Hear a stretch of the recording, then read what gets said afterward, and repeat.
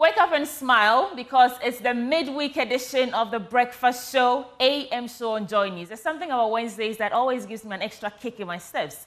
And I hope today our energy rubs off you. Good morning. Now, this morning, of course, Denisia Poma Ej will be here to serve you the first news bulletin on the channel. And then we'll get into our news review. Dr. Kwame Asasante, the head of European Studies at the University of Ghana, will join us for that. And then we'll bring you AM Sports, the latest chronicles from the world of sports. And then we'll look at our big stories. Today, we will stay in Parliament for a while. We'll discuss some emerging issues from Parliament. First, we'll start from that private members bill. And we'll take a look at private members bill 4 years on and how far we've come with it, what has been its challenges, and whether or not it is worth initiating. And then there's that Traffic L.I that was withdrawn yesterday and the fallout. We look at how the Speaker denies knowledge of the L.I in Parliament, but we know that he passed it. Also, there's a major shake-up in Parliament's committees as minority is now chairing some committees in Parliament. What does this mean for our parliamentary democracy? We have all that on our table, as well as the lithium agreement and exploration. What is in it for Ghana? And what are the areas of concern for the citizenry and why? Also, to some bread and butter issues, we have for today's citizen microphone. We'll go out and find out how much the housekeeping money has been affected in these hard times. We're talking about spiking food prices and many others. And we'll be talking to women in particular because we are the ones who take the chop money, you know what I mean? So join us with your comments and your thoughts. It's Wednesday, it's the AM show. My name is Sweetie Abochi, and of course I do this with Benjamin Akapo. But starting off, Denisia Poma Ej serves you AM News.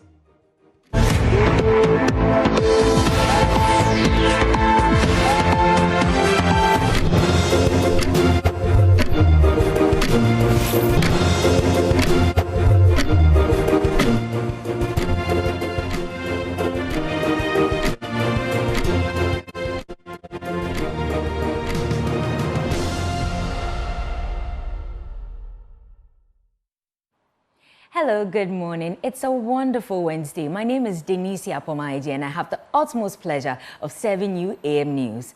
After days of intense public backlash and criticism, the people power has prevailed and a controversial L.I which would have allowed MPs, ministers and judges to drive without speed limits and install sirens has been withdrawn by the government. The justification offered for the L.I was that these public officials should not be caught in traffic in the performance of the official duties, but a section of the public rejected the regulation as self-seeking. There's more in this report.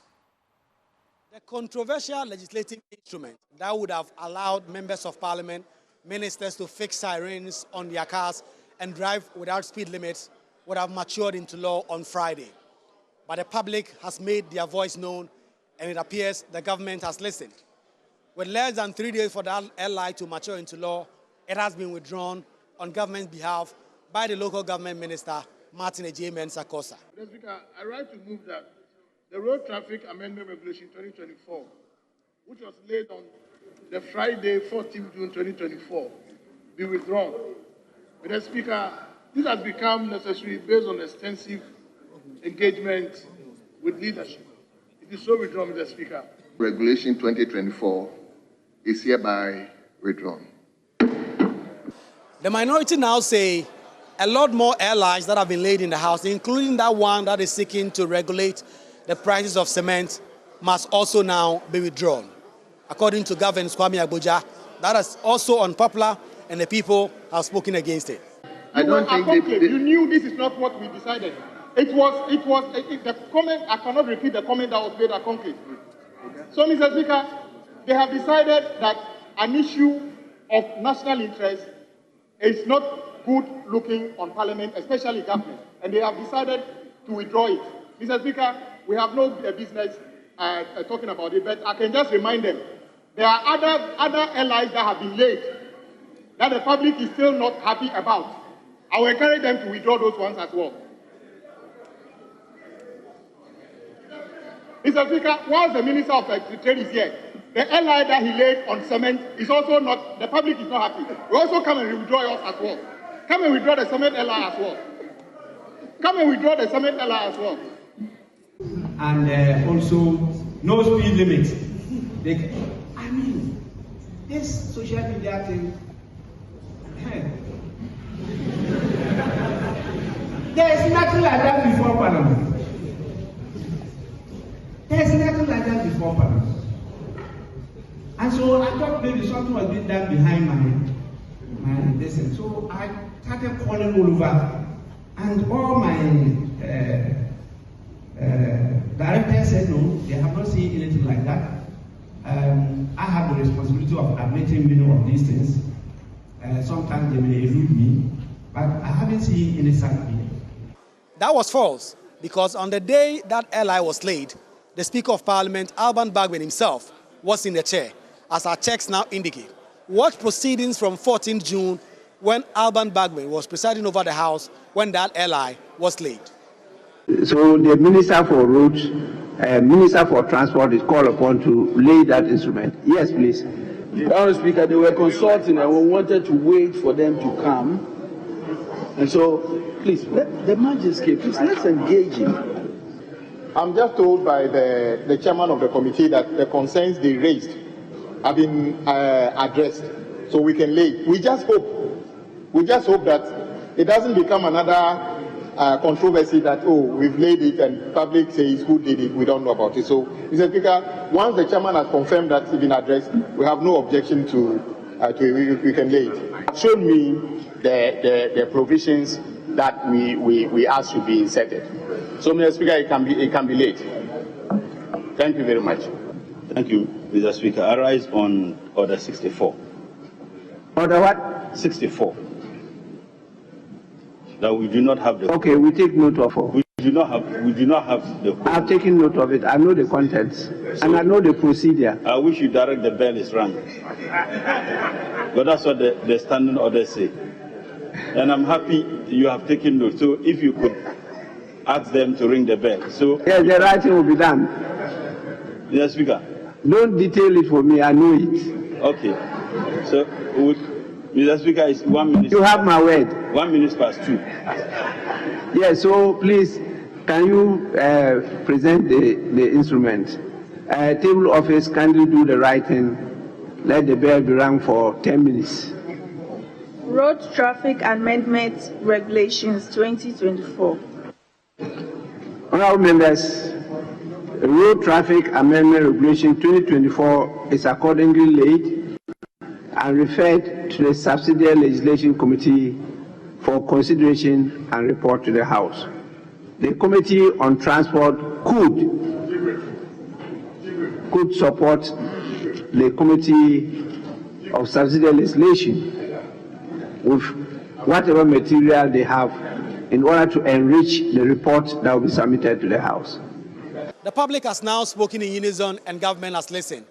And the public says they will continue to make their voices heard whenever issues come up to Parliament and they are in opposition.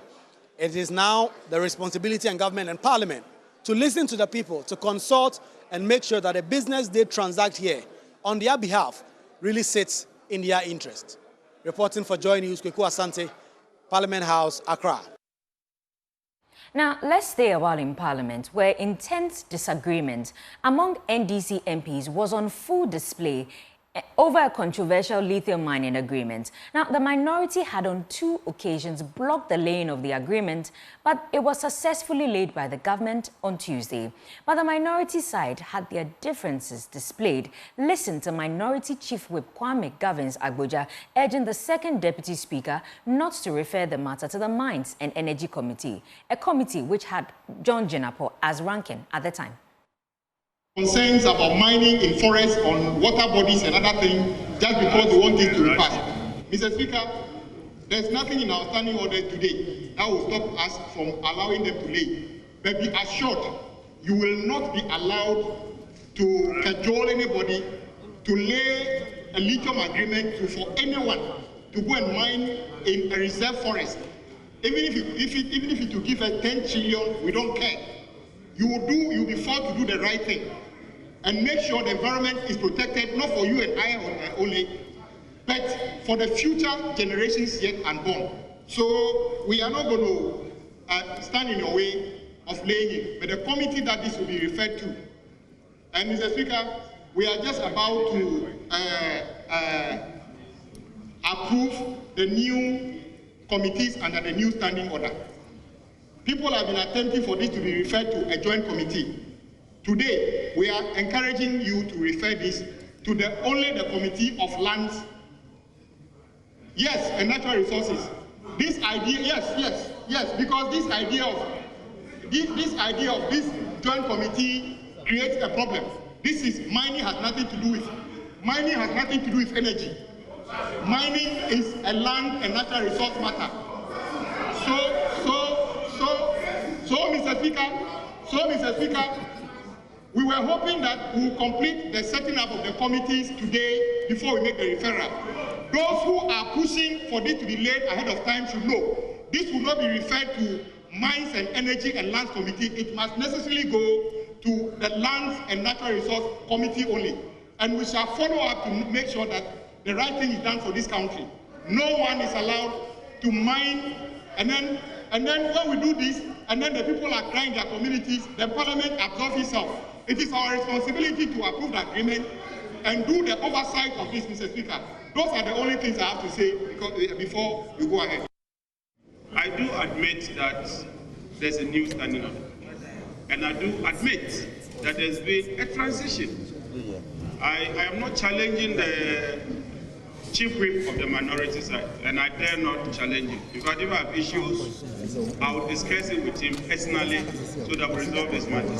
Secondly, Mr. Speaker, nobody is rushing for any referral to be made to a committee. I'm sure that, Mr. Speaker, you are competent enough to determine that based on the gravamen of the subject matter, you want one committee, two committees, or leadership of a certain committee to join another committee. And that has always been our practice. But to rise up and say that under no circumstance will you go to this committee, under no circumstance will you go to the other committee, I think it's premature. It's premature. So I would plead with the minority chief whip. If he wants the new committees to be constituted, let's do that. It is in your court. If you constitute new committees, wherever you take us, we will serve there and work for you. But such comments, I will plead with him. You should hold it, because as Mines and Energy ranking, when you refer to my committee and you make such a statement, it really hurts a little. Thank you, Mr. Speaker. My attention was drawn to referrals of some mineral agreements to Joint Committee on Lands and Energy. Lands and Energy Committees, Joint Committees. I have been looking at that referral, and I've had discussions. And because of the critical nature of the subject matter, I proposed, and leadership accepted, that we should rather refer those agreements to the Lands and Natural Resources Committee with the additional directive that 4 members from the leadership of each side of the House should assist in the deliberation of the committee. Honorable members, these are critical agreements that will have to be scrutinized seriously. I will not participate in the debate, but I will be very vigilant, because for some time now, I belong to the school of thought that believe that we have not benefited from the natural endowment that God has so much blessed this nation. And it's all because of the agreements that we enter into with these private sector investors. Please, this time around, we will not hesitate in rejecting any agreement that we believe is not in the interest of the nation. The new composition of the committees as you realize, have. And away from Parliament, the Aboadze Power Enclave, responsible for producing 730 megawatts of Ghana's electricity, along with several strategic state installations, is under threat of being consumed by the sea. The Ghana Hydrological Authority issued a statement warning that the devastation could be catastrophic if immediate protective measures are not taken. Adobia Asare was at a news conference and our report. The Ghana Hydrological Authority says it has now become urgent for the country to protect the threatened institutions or lose them. So along our coastal stretch, we have different or varying levels of vulnerability. We have varying levels of vulnerability. So at one end, we are losing as much as 1.3 meter per year to the coast. They include the St. Augustine's College, the University of Cape Coast, the Cape Coast Nursing and Midwifery College. Also under threat is the Accra, Cape Coast and Cape Coast Takoradi stretch of the N1 highway, all in the central region. The college is in Cape Coast, and we have the Cape Coast Takoradi Road very, very much at risk. We have St. Augustine's College. If any of you went to St. Augustine's, I have to pray that we can do this work very quickly. Otherwise, in a couple of years' time, St. Augustine's will disappear from the surface of the earth. We have Cape Coast Central Hospital nearby as well. In the western region, the Aboadze Power Enclave, where the Takoradi Power Plant and the Twin Energy Station are located, will all be affected. We have a Aboadze Enclave where we have a power plant that is at risk. You know, again, the sea is very close to the power plant. In the Greater Accra region, Dansoman, Ningo Pram, the Denu Aflao Highway, as well as some communities in the Volta region, all face the threat. So that is Dansoman, and you will see, you know, these are recent photos showing properties being lost. You know, Dansoman particularly, the sea is very close to the road, and if nothing is done shortly, we will lose the road to the sea, along with all the houses sitting next to the road. Some work is already underway to protect threatened communities, but the Hydrological Authority says the country will have to find $200 million to build coastal defense systems to avert a possible destruction of these communities. Adobia Asare for Joy News, Accra.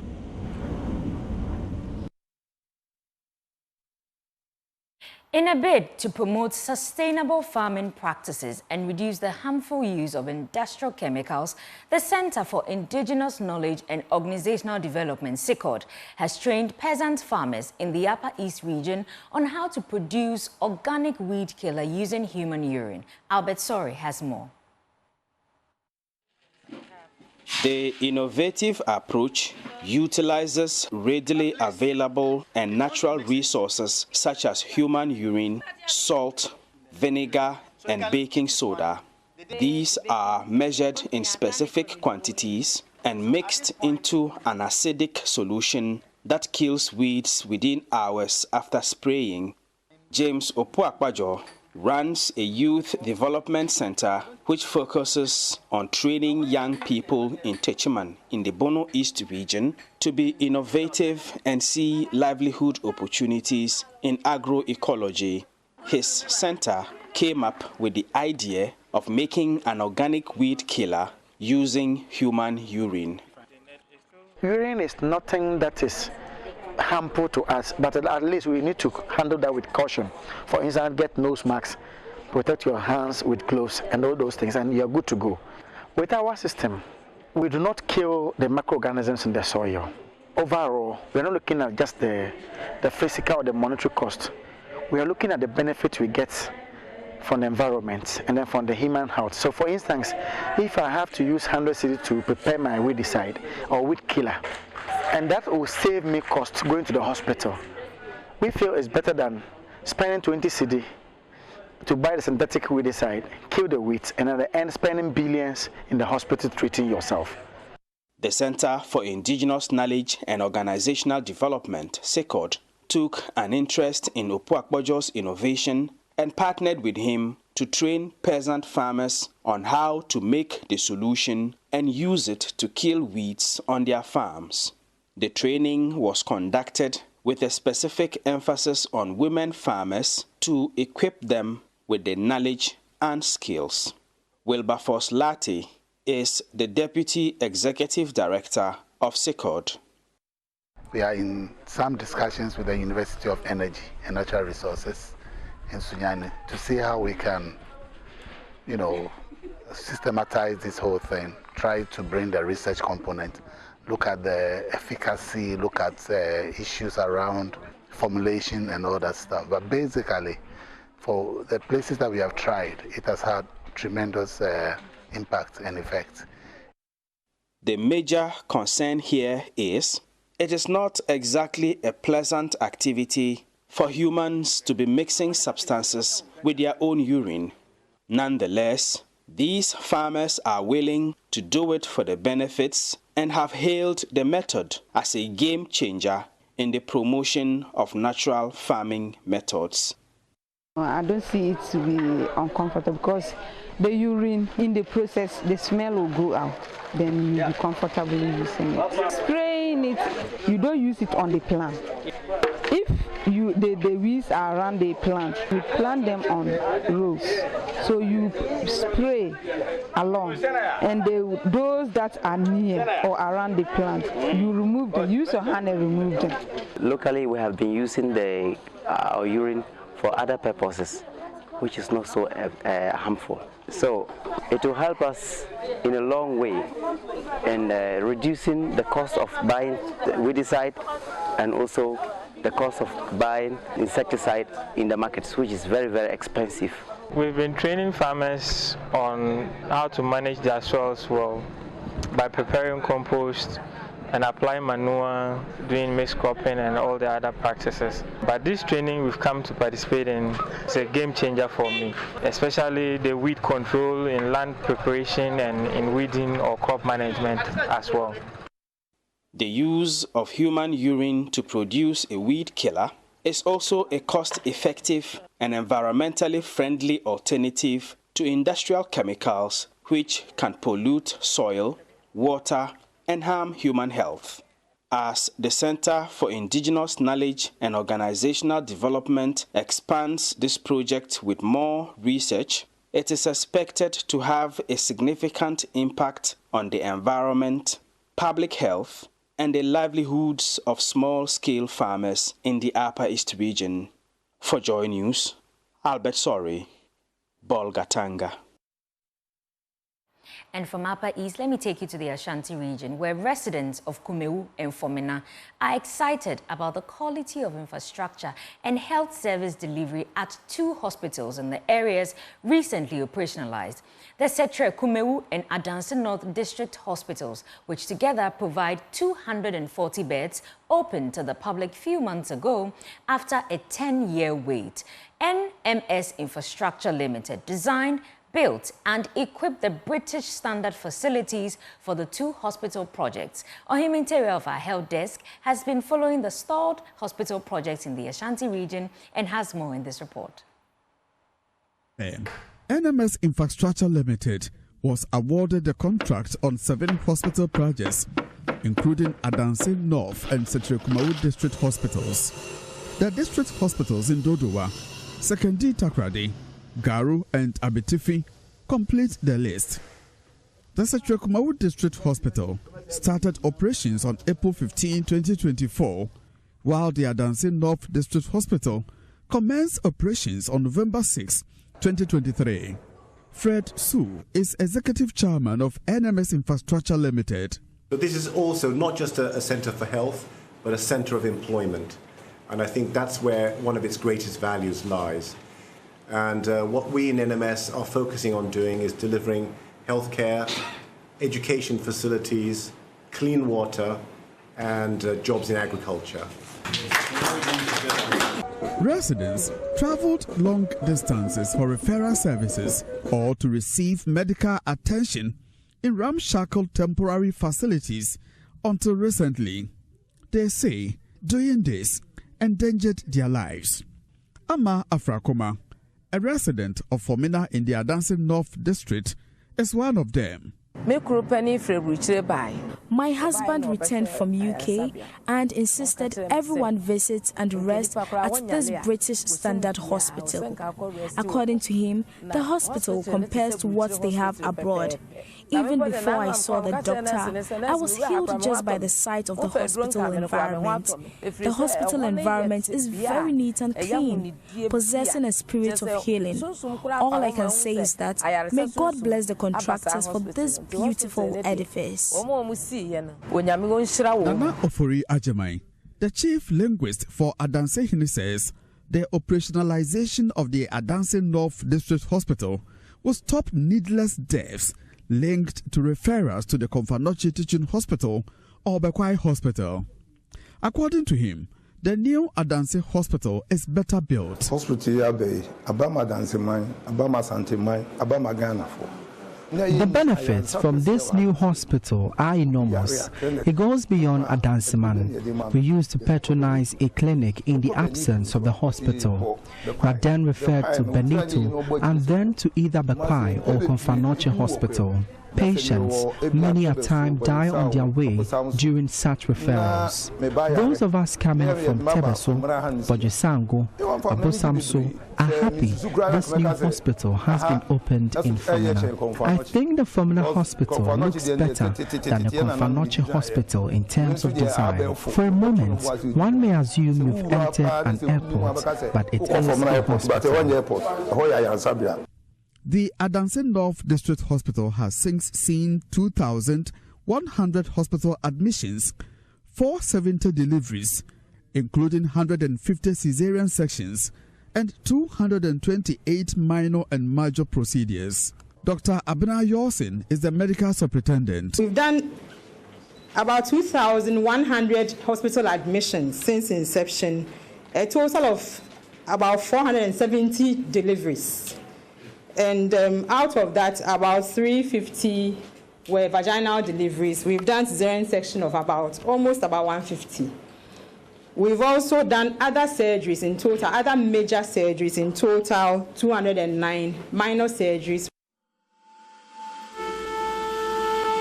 The Sechikumawu District Hospital, on the other hand, treats 70 outpatient department patients per day and has already documented 100 major procedures, all of which were referrals from surrounding hospitals. From Puma, a 38-year-old mother of 7 and a regular client of the Old Kumawu Polyclinic delivered her 7th child at the newly constructed Sechikumawu District Hospital. She was cuddling her newly delivered male child here at the time of our visit.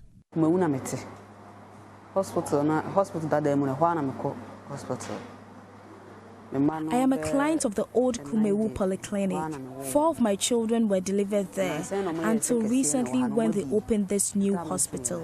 I just delivered at the new facility. Nurses and everybody here acted professionally.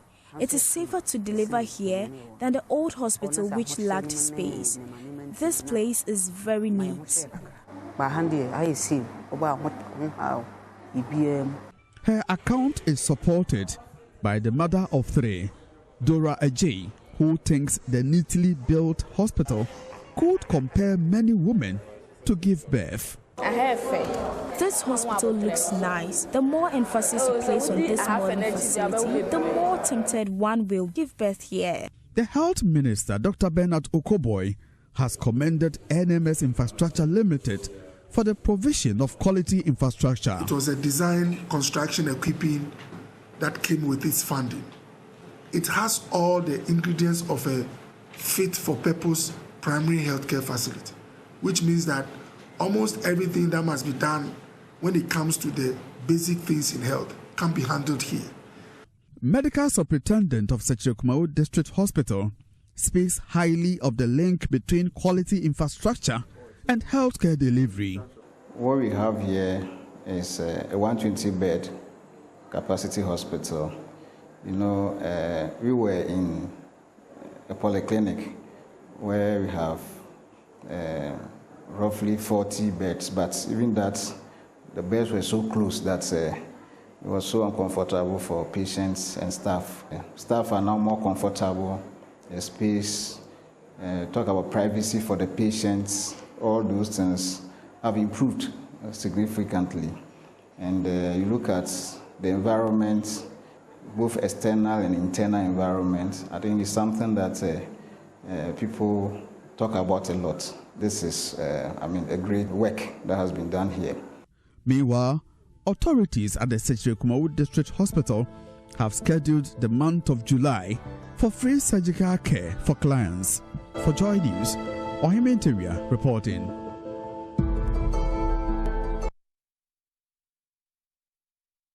And meanwhile, President Akufo-Addo is expected to commission the two facilities later today. And up next is Business Update with Sweetie Abochi. Over to you. Well, thank you, Denicia, for bringing us the nitty-gritty of the AM News. Let's do some business stories now. The minority in Parliament say Vice President Dr. Mahmoud Bawumia must live up to his responsibility as head of the Economic Management Team and stop the skyrocketing prices of fuel. Prices of petrol is now over 15 Ghana cedis after the latest pricing window. Minority spokesperson on Mines and Energy, John Jinapor, says instead of calling for debates, the Vice President must ensure that the cedi is stabilized and fuel prices are reduced. Today, as you may be aware, the price of a liter of fuel is higher than it used to be for a gallon of fuel. During our time, the gallon of fuel was about 14 cedi. Today, a liter is about 15-point-something cedi. The Gold for Oil program, our checks indicate that it's causing serious financial loss to the state. As if that is not enough, the exchange rate is depreciating. As if that is also not enough, fuel prices keep going up. Last week it went up, this week it's gone up. This will certainly impact inflation, it will impact productivity, and it will make the cost of living high. And it's all because of the exchange rate. And so clearly, government has lost it. Government is unable to handle the exchange rate. And I think that the managers of the economy ought to sit up and do what is right and proper. Whilst the Bank of Ghana is spending millions of cedis and dollars on the Gold for Oil program, the currency is not stabilizing. The cedi is depreciating, fuel prices are going up, cost of living is going up, and everybody is suffering. But worst of all, wages and salaries are stagnating. Wages and salaries are not going up. And so, hitherto, under President Mahama, whilst you could buy 2 bags of rice with your minimum wage, today you cannot even buy 1 bag of rice with your minimum wage.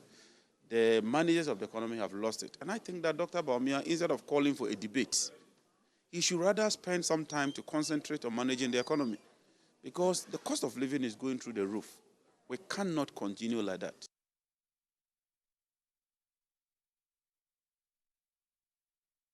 And what's happening in the currency markets? Take a look.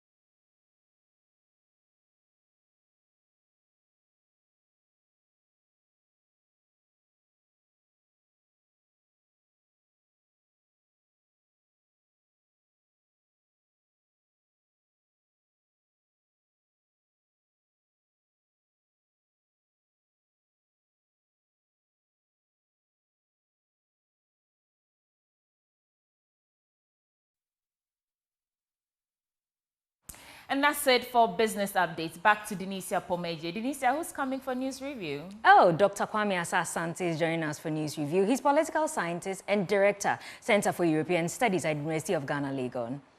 Well, that's it for AM News. My name is Denise Apomaije, and as I always say, enjoy the rest of the show.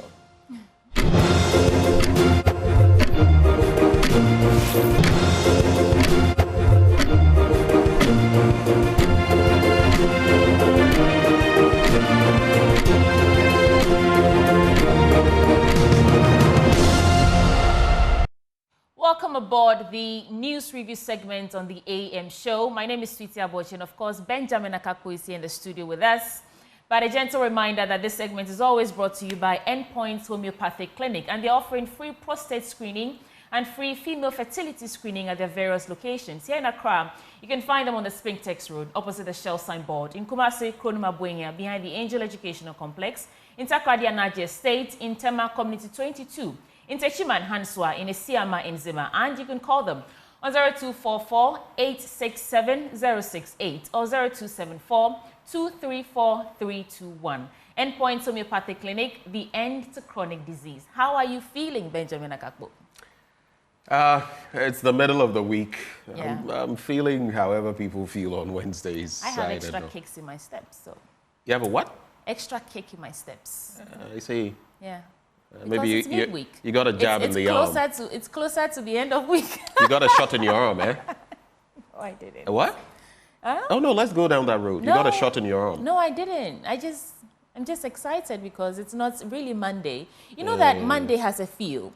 Friday has a feel, but I'm starting to realize that Wednesday also has a feel. Tuesday has no feel. Thursday has no feel. What do you mean Thursday has no feel? What do you mean by Thursday has no feel? What is that supposed to mean? It means that Monday has a feel. You're like, oh, the weekend is over. You're getting your energy refreshed. You're reigniting your passion for the work you do. On Friday, it's like, yay, the weekend is here. But on Tuesday, it's like, On Thursday, it's also like, bah. Two things for me. It's surprising that even, weekends don't exist for me anymore. It's like weekend to Monday. There's no weekend. Thursday is the day for There's no weekend for me. But there's this thing about Monday, though. Do you know that the most heart attacks happen on Mondays across the world? Oh, no. Tell me about Because that. Monday, everyone wakes up. I know, everybody right? is rushing to work. The most heart attacks globally happen on Mondays. And I was born on Monday. So me, intentionally, on Mondays, I try not to be too... We are not for here. We know they come die. We didn't come to kill ourselves. But anyway, let's bring in our guest, Kwame Asante. Oh, I hear, let me clarify this with him. I was reliably informed that his name should be pronounced Kwame Asante. Oh. Asante. Kwame Asante. He is a political scientist, head of the Center for European Studies at the University of Ghana. This is someone very elderly who told me this. Doc, good morning. Good morning, City. Good morning to our viewers. Right. Doc, I just wanted to find out, is that how your name is pronounced? Is it Asa Asante or Asa Asante? Asa. Asa? Ah, as in finished. Asa. Okay. No. Asa. Asa. It's just a name without meaning. Okay. You know, accounts, sometimes they have meanings to their names, but there are names without meanings. Mine is one of those without meaning. Asa. Oh. Okay. So reliably informed. But I don't, that's the correct pronunciation, but I don't worry people who are not familiar with them. A lot of people are not even familiar with the name Asa. So, you know, but that's the correct pronunciation. Asa. Yeah. Ah, well. Right. Well, Doc, it's good to have you on the program this morning. And you have Thank you. Also good to see you guys. Yeah. Always our pleasure. So you have your minutes now to tell us what's on your mind this morning. I think I'll look at something that occupied the airspace a few hours ago about the L.I, which was laid and withdrawn. That was meant to give some of our, administrative and political heads opportunity to use siren and their cars and also be permitted to drive without speed limit. First of all, I must say that I am happy that at the end of the day, Parliament in its own wisdom has realized the need to withdraw that bill, that L.I. That was laid.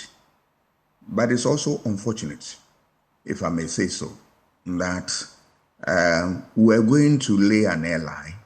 that was going to allow a few members of the society to use siren and drive without limit.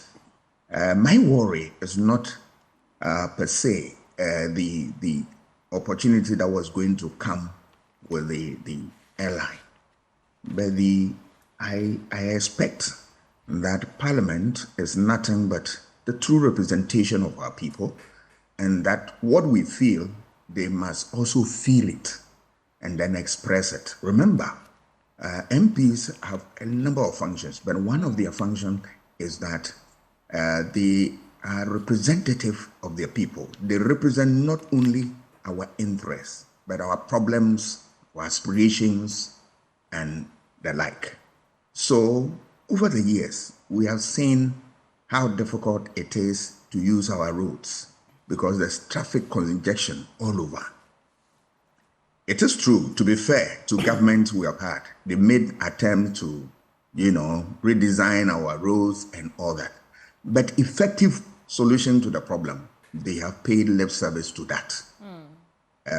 And that we always have what? Huge traffic, huge congestion, and that undermines productivity and creates all manner of environmental problems. This has not occupied their attention. And they want to make a bill, allow an L.I. to pass where they will not feel the pinch what we go through. That was very unfortunate. If the bill was to be allowed to mature, I expect them to feel what we feel so that they can express it well, right? That attempt also was going to undermine rule of law. Rule of law has two components: equality before the law and due process. Equality before the law means that everybody is equal before the law. So why were you going to exempt some people to drive without speed limit? That was to undermine rule of law, right? Secondly, if you look at what? Due process, we are saying that any decision you take in the state must reflect the laws of the land, all right? That decision, was it going to reflect the laws of the land? We recall a letter that emerged from Jubilee House, warning people about how the state was going to clamp down on people who abuse sirens and all that. Yes. And they gave a list of people who qualify for that. Why were they extending this list? For me, I saw it at nothing but double standards, and so it was very unfair to us. Okay, right? Doc. If we want to deal with the problems of our society, our MP should be the first to rise up to the occasion and help us in this direction. Go to other jurisdictions. If they want to deal with traffic congestion, public bus system is a ways to go. Yes, we have tried, it has failed. That should not be the end of the game. Look at places like Switzerland. I was in Geneva and I saw a beautiful system where at the middle of the road you have tram that plies the intercity services and all that. Beautiful one. If you look at our roads, they have that natural architecture. That is a whole vast of land lying in between the roads without we being put into proper use. And I'll give you a typical example. From Adenta to Ayimensa, the road to my hometown. You see that stretch of road? You see the stretch, the middle portion, very big. Sometimes you see people cooking there, allowed fallow, and then grown with weeds and all that. You could put tram there, and that will apply the intercity connections and all that, right, and that will get people to work on time. So if you are not innovative enough and all that, the little that you can do for us is to spare us that type of L.I.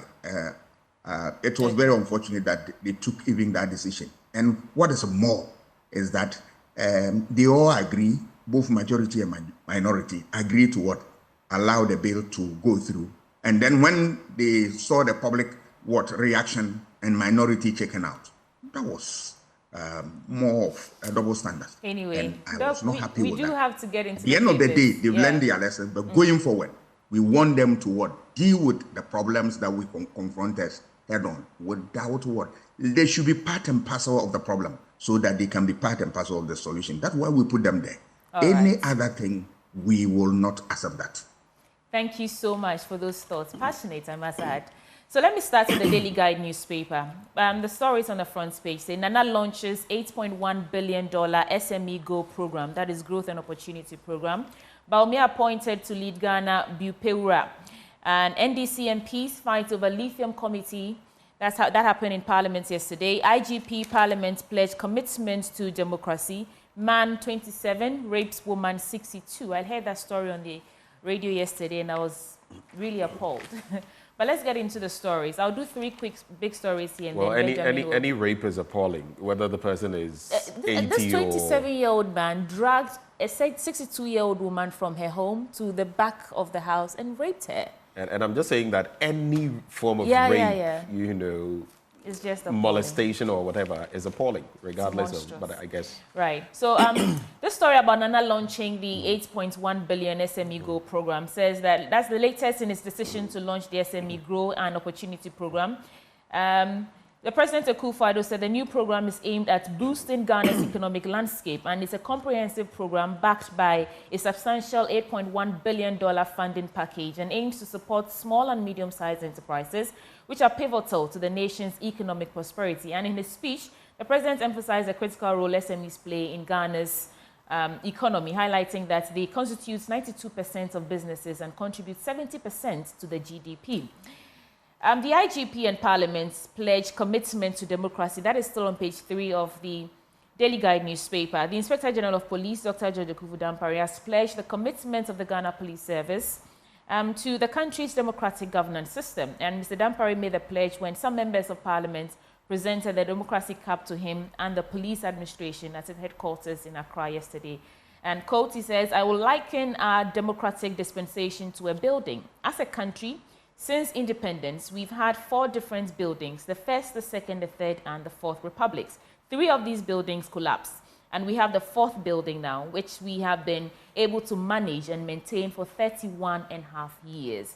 It shows one thing: Ghanaians, as a people, we are committed to a democratic dispensation, and we, within the police service and other security services, are also committed in ensuring that we play our part and make sure that the building continue to endure, and the endurance would be possible if we continue to nourish our foundation structure and keep maintaining it in the manner that would sustain us as we go forward in the country." Those are just some excerpts of the story.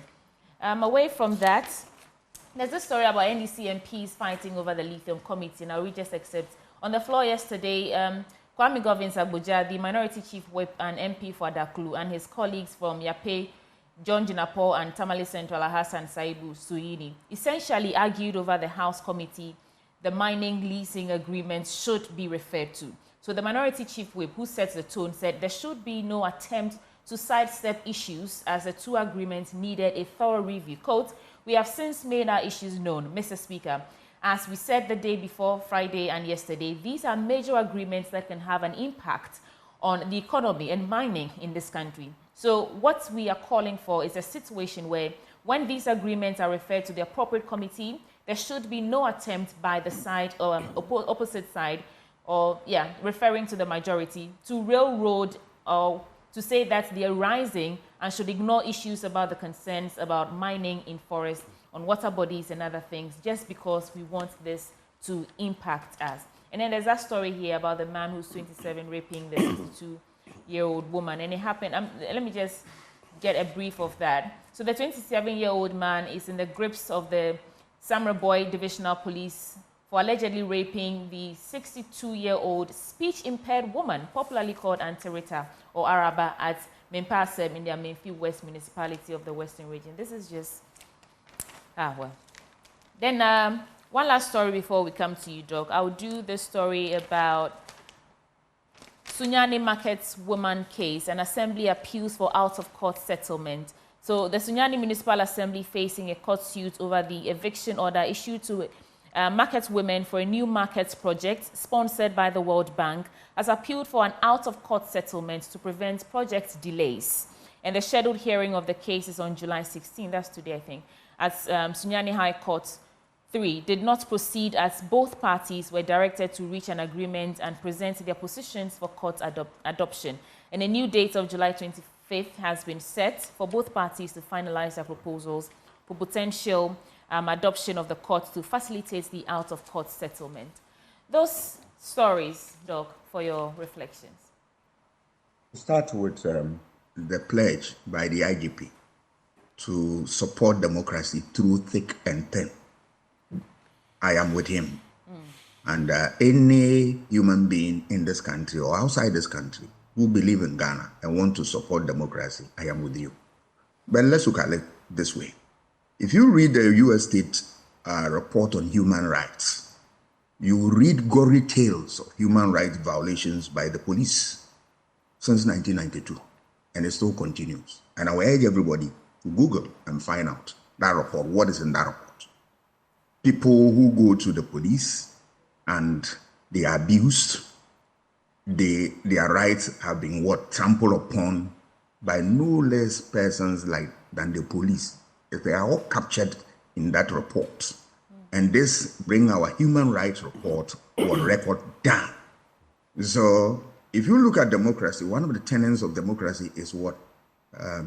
Human rights. So when we are suffering this, it undermines democracy. So if you read about it, the standard of democracy, this thing will be an aberration, which we need to correct. So I would like the IGP to look at that report and focus his attention as to getting his people, his men and women on board, so that these things will be eliminated from our records. Because it's one of the features of human rights report that I have seen that is consistent. And I would urge everybody to go in there and fight it and look at that. Okay. It is more refreshing or heartwarming to hear that from the IGP that he will support.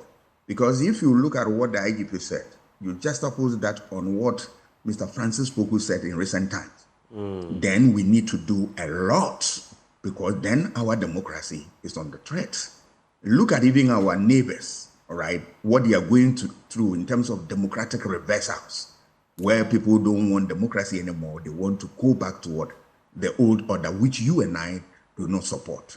So it tells us that we need, as a society, to do more, but more responsibility rests with what the security apparatus, i.e. the police, the military, and all that. We saw, for democracy to grow, one of its canons is the issue of elections. And look at how last election, people were shot at.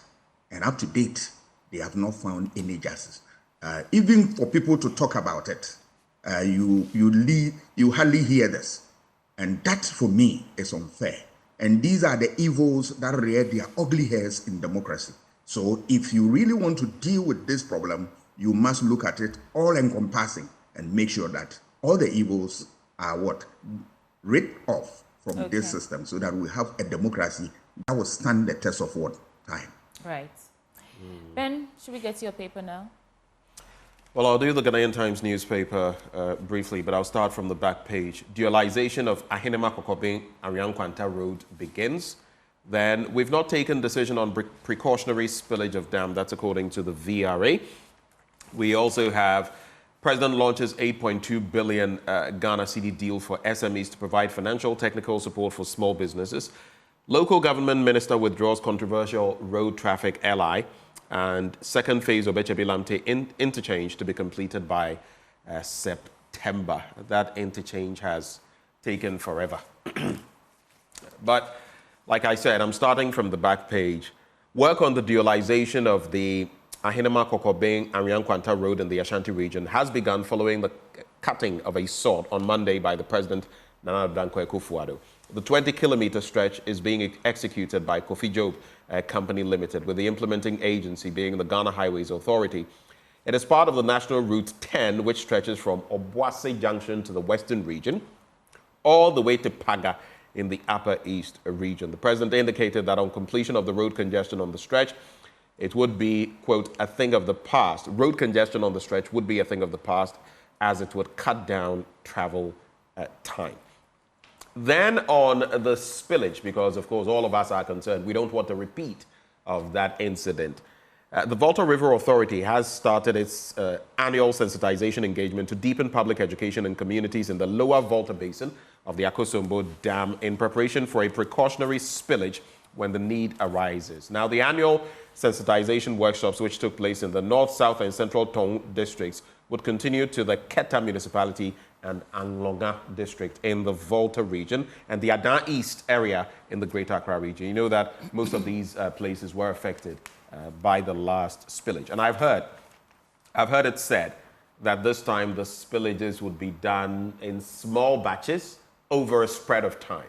Let's hope that this happens because VRA, if I'm saying this respectfully, if you mess up this time, will not spare you. These are human lives, human endeavor, human businesses, all gone down the drain. I remember having a gentleman come in here, banana farmer.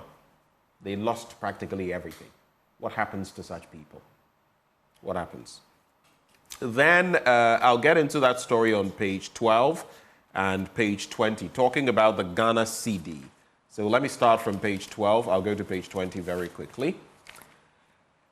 President launches 8.2 billion Ghana cedi deal for SMEs. And the president has launched the Small Medium Enterprise Growth and Opportunity Program, which seeks to disburse 8.2 billion Ghana cedis to Ghanaian businesses.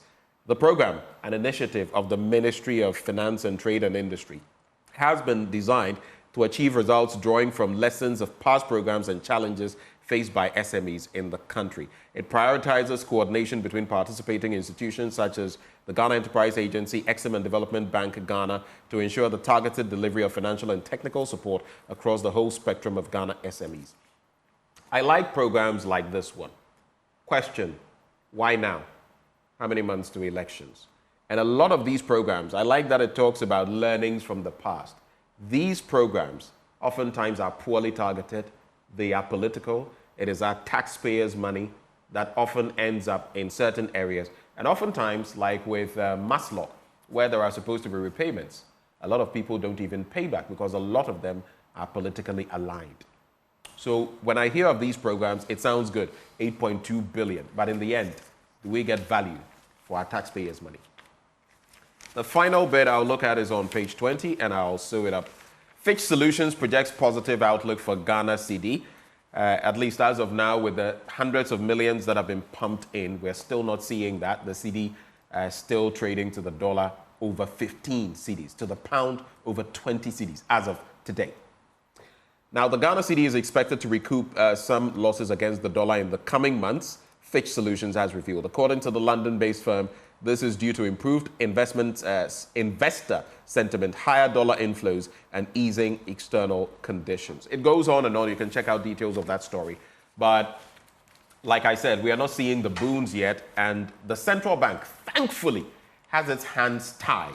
It can't engage in some of the wanton actions it was engaging in before, which culminated in about 60 billion cedis of loss, just printing money for government or handing free money to government to pump in the system, which also leads to inflation. Because of the IMF program, it can no longer do that. And that will lead to some level-headedness. I'm choosing not to use very harsh words this morning. Doc, over to you. Quick thoughts. Yes. I think you couldn't have said it better. You have nailed it because we always mismanage the system. And we are indisciplined in terms of finance. And because there is always that body called IMF that we want to go to when we are in distress, and they are ready to support us. So we are not able to ensure value for money, and we don't get our acts together very well. Because we know that at the end of the day, when push comes to shove, we will fall on IMF, and then they will support us. But look, truth must be told here that there is always a point in time where people who support you will turn their backs at you. That is where your worst situation will begin. We don't need to get there.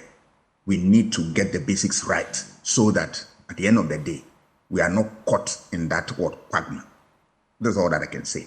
But I'll move on to the spillage of the dam that is going to happen anytime soon. If you look at the problem, I have spoken to top people within the system, and what they tell us is what our government refused to do, all government in this Fourth Republic. Do you know the solution to this problem? They said, look, for you to deal with this problems associated with spillage, first of all, you need to construct the Pwalugu Dam. that will hold the water that comes from what? Bagri. And then you use the water for irrigation purposes. Where is the dam? Already, $12 million has gone down the drain in the name of what? Mobilization fee. We don't have anything there. Once you finish with the dam and you undertake that irrigation program, then the water reduces in terms of volume to Akosombo. Then Akosombo also will spill a little to Okpong, and then Pong continues, and then the effect that you are seeing, you will not be able to see. If you don't deal with that, look, you can say all manner of things. It won't work. Two, the issue of the fact that there are certain radios that you should not build closer to the dam. Politicians have not mastered the courage to stop people from encroaching. And they are allowed them to encroach. And at the end of the day, when they spill the land, they are the first casualties. That is not to say that I'm insensitive to the plight of those who were affected by the spillage. No. But this is the stark reality that is staring at our face. Politicians, and if you talk to them, they will tell you that, look, over the years, they tell politicians, do this. But because of votes and other political expediency, all that they do is that they turn it fall on deaf ears, this type of technical advice. I'm not speaking for VRA, but they will tell you, if you speak with them, because of the sensitive and important nature of this type of program that they do, they have meetings they conduct annually, quarterly, and daily. There are people who will come and report to management as to the daily activities they've done relative to how the water level has reached and how to manage. There are people who calculate and then come and share that in meeting so that they deal with it. They spill the dam all the time, but except that we don't hear. Because when they check the water level, because of their daily meetings, they are able to, let's open something, but you don't see the effect. Right. They work 24/7. But the politicians have undermined their work. We must say it. Because all the time, we get the impression that, look, it's the VRA. They may have a hand in somewhere there. But I tell you, the difficult ones are what I'm telling you. If you like, put your ears on the ground. And if we are serious about this nation, something that Kwame Nkrumah did for us, that some people do not want to see, look, once you lose Akosombo, you have no Ghana. And that is spot on analysis. I mean, but the GRA must also, the VRA, I beg your pardon, must also, put its foot down on certain things. But it's a great problem, yeah? Yeah. You have technocrats give advice to people who practically have no depth of knowledge, and they will not take it because they wield political power. Anyway. Well, let's do some more stories. I'll just do the headlines in the New Finder newspaper now. The story about this 8.2 billion. Did I see 8.1 billion and 8 point? Looks like they're reporting different figures. Oh, the 8.2, Daily Guide is 8.1. saying 8.1. New Finder is saying 8.2. Just make use of 8. Yeah. Anyway, so good to go. Right. So World Bank praises BOG's independence, successful policy reforms. Sea erosion threatens 530 megawatt power plant at the critical infrastructure. That is according to Dr. John Kisi. Ghana pushes for sustainable financing of housing. And we can see a photo of Kojo Nkrumah with the managing director of Shelter Afrique there. Ablakwa's NDC sold parks and gardens lands, judges' lands, and other states' lands. I think yesterday he put out a statement explaining how Samuel Okudzeto Ablakwa's claims are false. But let me just get into the paper now. I'll do just the headlines because we don't have enough time. 3 directors retire from Republic Bank. Ghana pushes for sustainable financing of housing. Let me get into that story a bit. Ghana has called for the adoption of sustainable financing mechanisms for housing projects to address the country's significant housing deficits. The call was made by the Minister for Works and Housing, Kojo Nkrumah, during a courtesy call from the Managing Director of Shelter Afrique, Fieno Habib Han in Accra. In his remarks, Kojo Nkrumah emphasized the need to move away from the traditional government-funded housing models and embrace global financing instruments. Okay. Dr. Bawumia has appointed to lead Ghana's Bupeura declares. Dr. Mahmoud Bawumia has selected the Almighty to lead... What? Dr. Mahmoud Bawumia has been selected by the Almighty to lead Ghana to the next level of her development. Okay. Let me move on from that story. World Bank praises BOG, and this is the last bit that I'll do. Praises Bank of Ghana's independence, successful policy reforms. And the World Bank has commended the Bank of Ghana for its independence, which has been pivotal in the success of various policy reforms aimed at reducing inflationary pressures on the Ghanaian economy. This recognition was highlighted in the World Bank's latest country policy and institutional assessment report, themed CPIA Africa 2024, Structural Reforms for a Vibrant Private Sector. I want to read the report and see what it says, because I don't know if it's reflecting in my pocket. But Doc, over to you. Yeah, I'll look at the housing deficit problem that the Honorable Minister want to deal with that. Good show, but there are questions that my minister need to answer. How long has it taken us to deal with this, right? Look at affordable housing projects in the bush and look at, just suppose that on what? The directive principle of state policy, saying that all government projects must continue from where people leave them off, so that the new government will continue from the old program. Is that what we are experiencing in Ghana? Let us also remember that all these facilities, we have used state resources to do that. They are all driven by what? State resources. Is that how to manage efficiently state resources? If you put all the affordable housing projects that are in the bush, we are not using, if you put all together, the money that we have put to, the development of these things, I tell you, to blow your mind. Are we a serious people and all that? Recently, you saw government efforts to even... That's why he's saying we should move away from government-funded. Maybe because it's government-funded, we don't want the talk take shop. It seriously. So we should look to the They've international been in office markets. for about 8 years. Is that now that they are realizing this? Yeah. Because there is a certain political coloration here, because you are going for what? Election. You know it will be used against you. We are sick and tired of that. And we know too well some of these, tricks and tactics. We will bring it to the attention of the public so that it will help them to gauge the people, the way how they would vote in one way or the other. All right. This election is going to election that will bring and want the conversation to be taken to another level, so that at the end of the day, the people who own power in this state, all right, will tell you that at the end of the day, they are beneficiaries of the program and activities of the government of the day. We will make sure that the right things will be done. Thank you. Benjamin, final paper? I'll just look at headlines. Ibrahim Babangida, interesting name, sends a comment there. He says, things fall apart. I guess he's referencing Professor Chinua Achebe of blessed memory.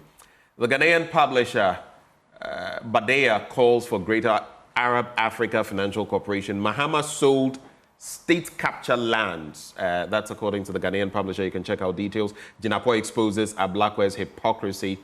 Afenyo Markin chairs ECG board. Baumia is God's chosen. Wepewura declares. That story you were reading there. MP siren privilege. Another press strips NDC MPs naked. Like I said, some of the papers, you pick them and you know exactly what their leanings are. But yes, we'll still do the stories. The custodian, you are the chosen one. Wepewura to Baumia. Majority exposes NDC MPs. Afenyo Markin appointed ECG board chair. In fact, if you look at the custodian and the Ghanaian publisher, it's almost as though their editors were. But anyway, it is what it is. We've discussed the salient matters, and that's where I am going to leave it off for now. Yeah. Okay, that will bring us to the end of the news review segment. Unless, Doc, you have like 30 seconds to share your final words. Yes, something brief. Yeah. As we are going closer to election 2024, I want to remind all of us that in recent time, the Supreme Court gave a ruling about the politicization of what chiefs taking part in active politics. We want to be very careful, because the crux of the matter of the ruling is that chiefs should not endorse any political candidate, and that all of us must take this thing into consideration when we are campaigning or we are soliciting for votes, so that we help democracy to grow and rule of law stays. That is my advice. Dr. Kwame Asasante is head of European Studies at the University of Ghana. Were you going to say something then? Oh, yes, I was just going to salute a certain NAD, Nana Adwoabena. You are full of pleasant surprises. I woke up to a surprise this morning. Good morning to you, Nana Adwoabena. And that's You cannot just leave it there. Tell me about it. What happened? How are you surprised? Why do you want to know? Because I want to know. Do you work with MI5, MI6, CIA, FBI, CID? Which one do you work with now? NIB? Thank you so much for staying with us. We are back with more, but up next is sports. Okay, so let's quickly, though, before we go, Endpoint Homeopathic Clinic, of course, helps us bring you this segment every weekday, and they're offering you, if you're a man, prostate screening for free. If you're a woman, fertility screening for free. Reach out to them at any of their branches across Spintex, opposite the Shell signboard, Kumasi Kronoma Bwe here behind the Angel Educational Complex. The Stakwade Anaji State Tema Community 22, Tichiman Hanswa in the Siama in Zima. You can call them on 0244 867 068 or 0274 234 321. Endpoint Homeopathic Clinic, the end to chronic disease. There's more action in sports coming your way up next Tuesday.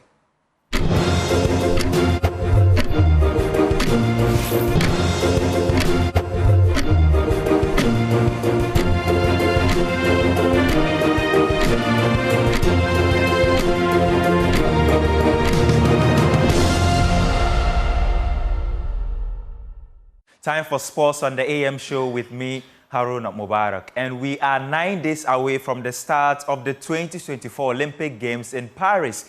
Team Ghana has been preparing for the competition in Strasbourg, France.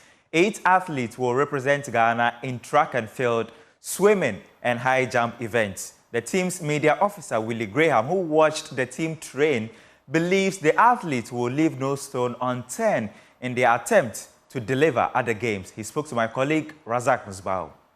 Two swimmers there, Harry Stacey and that of Giselle. So that is settled when it comes to the swimming competition. The 50 meters freestyle there from Harry Stacey, and same as the Giselle. Now, if you take a look at the 4x100 meters, obviously we qualified to great performance in Bahamas.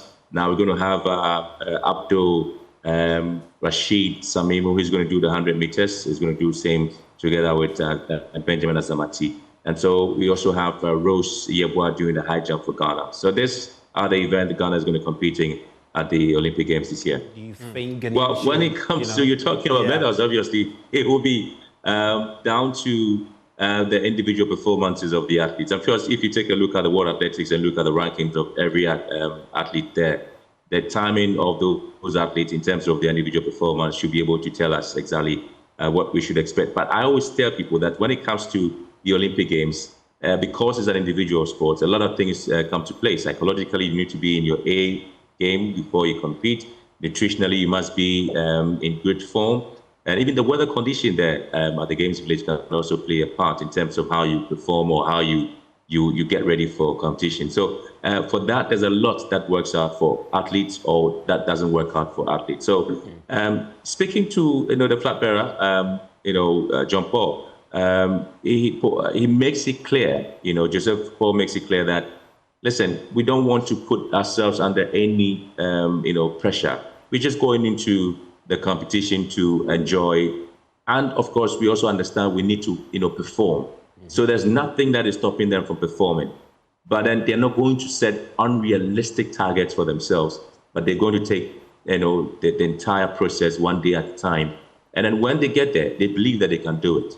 That is an assurance they give to themselves that they believe that they can do it. But it's just a matter of not really setting an unrealistic target for themselves. But they have it at the back of their mind that they need to perform and need to be in their A game at the competition.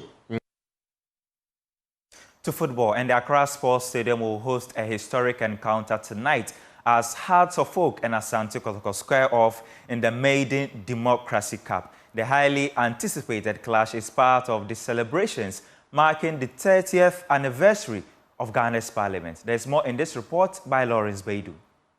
The game will be an opportunity for both Hearts of Oak and Asante Kotoko to close the chapter on their season with a trophy.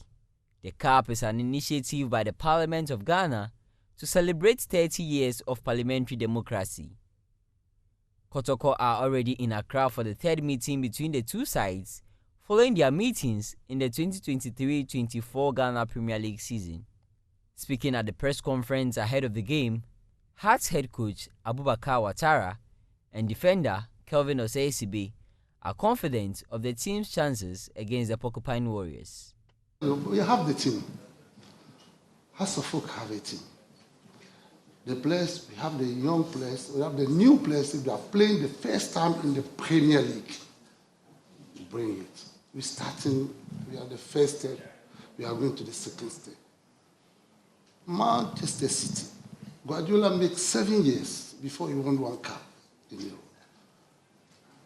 C'est open tema, reality.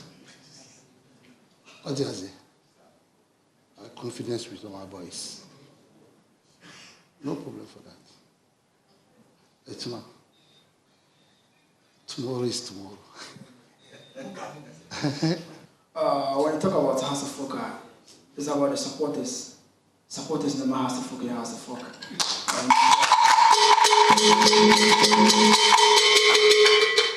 Since we know Kotoko House of Folk back to back. And the bit me I share fans no anyone and the South and the reckon one crew away at the show. Kotoko have parted ways with 21 players since the end of the 2023-24 Premier League campaign. Some of them were key to the Kumasi Bay side's back-to-back wins over Hatsufuk. However, assistant coach David Uklu and goalkeeper Frederick Asari believe the new signings, coupled with the old faces available, will get the job done on Wednesday. Yes, I can assure you that they are equally good, if not better, and they have character. You're going to see a different Kumasi Asante Kotoko tomorrow. What I can say is that what is past is past. And it's a new era. Players are out, new players are in. And as the coach said, we've trained very well. What has happened is something of the past. And tomorrow the narrative is going to change. Yes.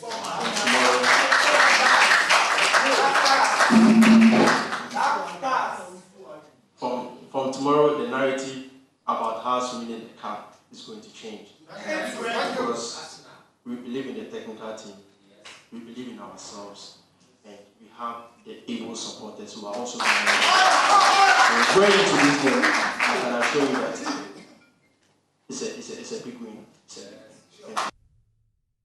Before the game between Hatsufok and Kotoko, there will be a curtain raiser involving the parliamentary select side against former Black Stars players. The winner of the game between Kotoko and Hearts will get the opportunity to face MLS side DC United.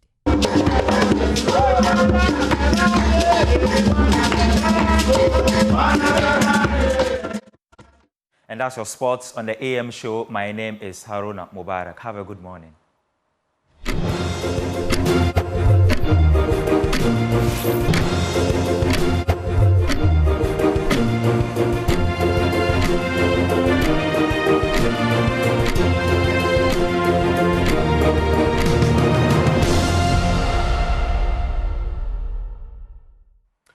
Welcome back on the AM show. We get into our big stories this morning, and we're doubling down on Parliament. We're going to be looking at some emerging issues. 4 years on of having the private members bill. Has it served its purpose? What are the key takeaways? We're also going to be looking at that latest road or Traffic L.I, which has now been withdrawn. But what are the dynamics? And all these claims about I knew not, I didn't know, the Speaker of Parliament, and then the defense, initial defense from the minority side, and now the running away from it. What exactly happened? Another matter we're going to be contemplating this morning, that major shake-up in Parliament's committees and their structure. The minority is now chairing some committees. We're going to be interrogating what it means for our Parliament and democracy in general. Well, this morning we have our guests joining this all-important conversation. Dr. John Osai Kwapong is a CDD fellow We also have from the Parliamentary Network Africa, Sammy Obeng. Gentlemen, good morning to you. Good morning to you, Benjamin. Can I hear from Sammy Obeng? All right. We also have joining the conversation Al-Hassan Suini, who is going to be chairing one of those committees as well. And he joins us via phone. Honorable Suini, a very good morning to you. Good morning, my brother, and good morning to my other panelists. It's good to have you. I know Good you're morning, on... Ben. Is that Sammy Obeng? Yes, it is. All right. Okay, so stay with me, Mr. Obeng. Thank you for joining the conversation. But Al-Hassan, since I hear you're pretty tied up this morning, I'm going to start with you. How do you react, first of all? We'll talk about the private members bill for starters. It's been 4 years. We know the history of this. Has it lived up to expectation, at least your expectation, this private members bill and what it has been used for, including the LGBTQI plus bill and some of those that have been cast away, set aside by the president because they put a strain, or they will likely put a strain on the consolidated fund. Your thoughts, Al-Hassan Suini? Well, thank you very much, Ben, for this very, very important discussion that you are seeking to conduct this morning. I think one of the problems with our democracy is the level of appreciation people have, especially when it comes to the working of the different arms of government, say the judiciary, the executive, and then the legislature. I think that there is some level of, low appreciation of the responsibilities that are assigned and how those responsibilities are discharged. I mean, sometimes there's, you can say, a higher understanding of the responsibilities imposed, but then there is little appreciation of how, those responsibilities can be discharged. So I think this is a very, very important conversation that you are seeking to have this morning. And I hope that people are going to be very candid and listeners are also going to be very open-minded and appreciate the issues as they are. On the subject of the, private members bill, I would say that, yes, it has lived up to expectation. Members of parliament, since it was introduced, have shown some remarkable interest in taking up the opportunity to propose new legislation. In some cases, they have not met the constitutional provision, and so they do not even see the light of day. But the few that have actually met that constitutional requirement of not posing a charge on the consolidated fund have gone through the mill and the process of getting passed into law. And you see that within the period, we have had a number of private member bills, either considered and passed into law or pending the assent of His Excellency the President. So generally speaking, I think that there is still room for even more issues to be addressed, by our parliamentarians. Because until, for example, the way I began, until this private members bill came about, it was very common for you, an MP, to be accosted on the street or in your constituency and ask why you are not proposing to make law on one matter or the other. Why, as an MP, you are not leading to make law on one issue or the other. People did not even realize that by the nature of our governance architecture, bills usually emanated from the executive. And that, I remember saying this on another platform, the discussion, I think it was on your platform, the discussion had to continue after when one colleague, Kofi Kapito, I will mention his name, called me and had issues with the way I put it, that Parliament does government business. For a very long time, Parliament always used to do government business. And so you have the private business, which is usually question time, statement time by members of parliament, and that's considered private business. And that's what members of parliament were, if you like, resigned to, which you could call their business. But any other thing in terms of passing law, passing budget, those were government businesses. And so this private members bill has given members the opportunity to also propose laws and legislation on how some of the issues that we face as a country can be dealt with by law. And I think that members of parliament's attitude towards this new development has been impressive. The only dampener, I mean, the downside of this has been the president's attitude of late. It is the executive attitude of late that is seeking to put some impediments and some roadblocks and some, if you like, discouragement, when it comes to taking up the opportunity to propose bills and regulations that can help improve our governance architecture. I haven't been impressed at all with the way His Excellency the President, especially because of the flippant attitude towards the LGBTQ issue. He has extended it to even some other bills that he initially even assented to, and it is putting a dampener on it. But it is my hope that the attitude of the executive will change to encourage more members of parliament to take up the responsibility of proposing legislation that will not necessarily impose cost on the consolidated fund, but will help improve our governance architecture better. So I think that it has lived up to expectation.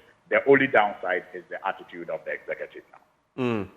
Let me go to Sammy Obeng. I want your take on that, because if you reflect on this, in other Commonwealth, jurisdictions, this has been the norm. They have it entrenched in their constitutions. You can talk about Australia, New Zealand, the UK, Canada, India, Norway. You can even talk about Nigeria and Kenya right here in Africa. But in Ghana, though there are some provisions in our constitution that would have implied it, not necessarily enforced it. I'm talking about Articles 93 to 108, 22 to and 1853.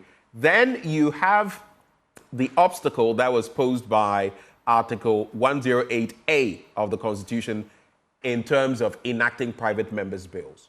For 4 years, we've had this on our table. Has it served its purpose from where you sit, Sammy Obeng? Well, Ben, thank you. You are right. Yesterday was exactly 4 years since Parliament passed the resolution to start admitting private members' bills, 16th July 2020. This was during the period of the 7th Parliament. And so, as you may be aware, yesterday at Parliamentary Network Africa, we held a public forum to commemorate 4 years of private members' bill that had the Right Honourable Speaker speaking at the event together with the Deputy Attorney General and Honourable Susu and members of academia on the panel.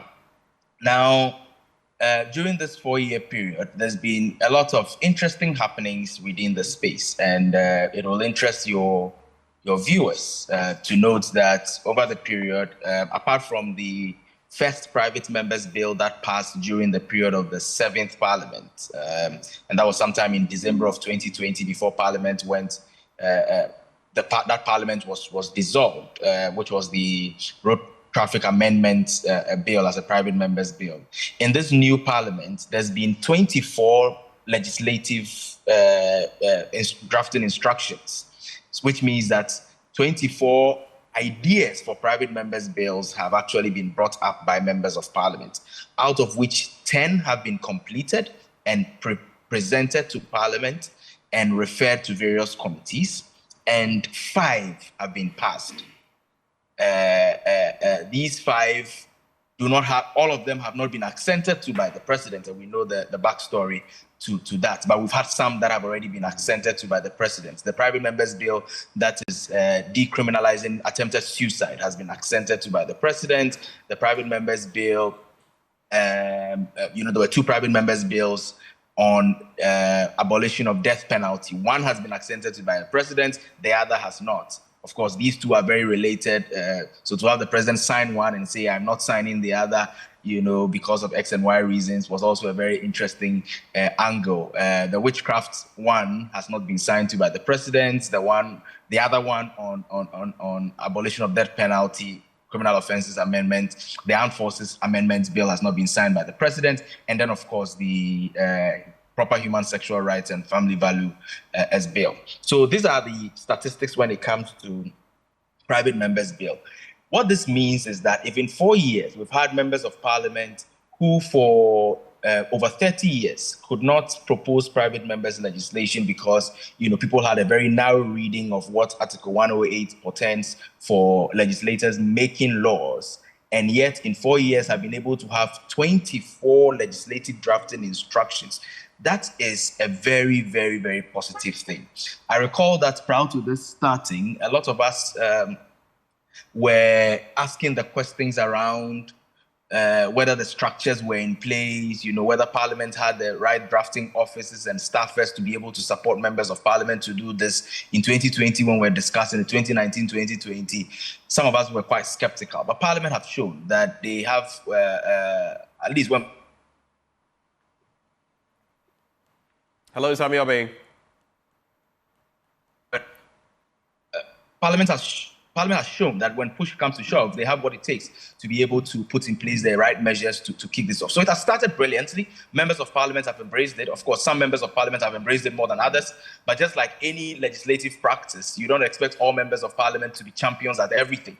There will be some who will be private members' bill enthusiasts. There will be some who will be committee experts. There will be some who will do many other things. And so it's been great so far. There's been some obstacles indeed. Yesterday brought up a number of them during the public forum that was held in partnership with the University of Ghana Parliament House. Incidentally, that was also where the speaker spoke about the L.I. and he not knowing about, but we'll come to that particular subject matter later.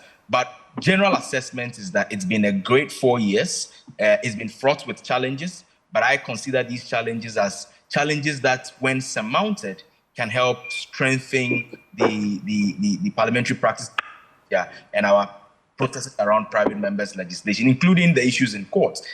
Hopefully, once these things are settled, it will even make the regime stronger. I will come back to you later on Article 108A of our Constitution and how it sits with the private members' bill, structure that we've now adopted. But let me go to Dr. John Osai-Kwapong. For you, what is your position on this matter? You've seen a plethora of them, like Samuel Bing has rightly pointed out, some of which in recent times have been jettisoned by the executive because of purported, draws on the consolidated purse or fund. Your thinking is what? Yeah, thank you very much, Benjamin. And thank you very much to Mr. Samuel Bing, because I wasn't even aware of the flurry of activities that have emerged as a result of this private members bill. I think I was aware of maybe just a couple of them, especially the proper human sexual rights, etc. legislation, because that gained quite a lot of media attention and a lot of engagement in our public spaces. So it's quite informative to know that there's been at least about 24 ideas that have come up as a result of this, some of which has made its way to various committees, some of which has made its way to Parliament, some which has been passed but accented to, yet to be accented to, etc. But I think it is one of those things that will take time. I think ultimately what you want to see is you want to see a lot of these ideas make its way all the way to getting the assent of the president so that it becomes law. That is the primary duty of our legislators, right? To help make law. It's interesting. I've always found it instructive that our setup, and as Sami said, the narrow reading of that constitutional provision has made it in such a way that most of our legislation always sort of emerges, from the executive side of the House. So I think it's good to see that progress is being made. I'm hoping that as time goes on, we'll see a lot of legislative activity emanating from Parliament, and hopefully we get to see a lot of private member bills that actually become law because it gets the president's assent. Thank you for those initial thoughts. Let me go back to Al-Hassan Sueni. What do you feel? There's nothing that is perfect. What do you feel have been the drawbacks, or at least the major takeaways from the use of this private members bill that you'd like to share with us, you being a legislator, having foreknowledge of this? Well, first of all, it is the issue I related to earlier, and that has to do with the attitude of the executive. I mean, when so much effort is put in by members of parliament, drafting, consideration stage is a lot of work. And you have a number of stages that these bills will go through: first reading, second reading, third reading, and eventually pass and forwarded to the president. And he, it's, like I said, flippant towards, the issues. It discourages members of parliament who otherwise would have also liked to explore new ideas and propose legislation in that regard. So my first drawback is the recent attitude of the executive towards these private members' bills that have been considered and passed by Parliament. The other issue remains how to circumvent the requirements of Article 108.8 of the 1992 Constitution. I mean, it's so difficult. I have been part of a number of these private members' bills, the draft stage and the consideration stage. And sometimes, given an overstretch, it is almost impossible for any bill, strictly speaking, to be said, or any law, strictly speaking, one part, to be said to have no consequences on the consolidated fund. After all, the implementation of every law will always require, the police service or the agencies tasked with the responsibility of implementing that law to do so. And those agencies or institutions that are to implement that law obviously draws from the consolidated fund to do that. So, I mean, circumventing the provisions of Article 108 has remained a stumbling block, when it comes to the consideration of these private members' bill.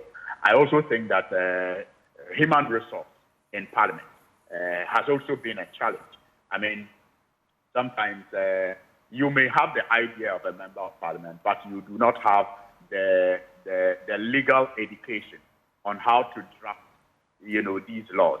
And depending on the parliamentary service, in some cases, haven't proven adequate.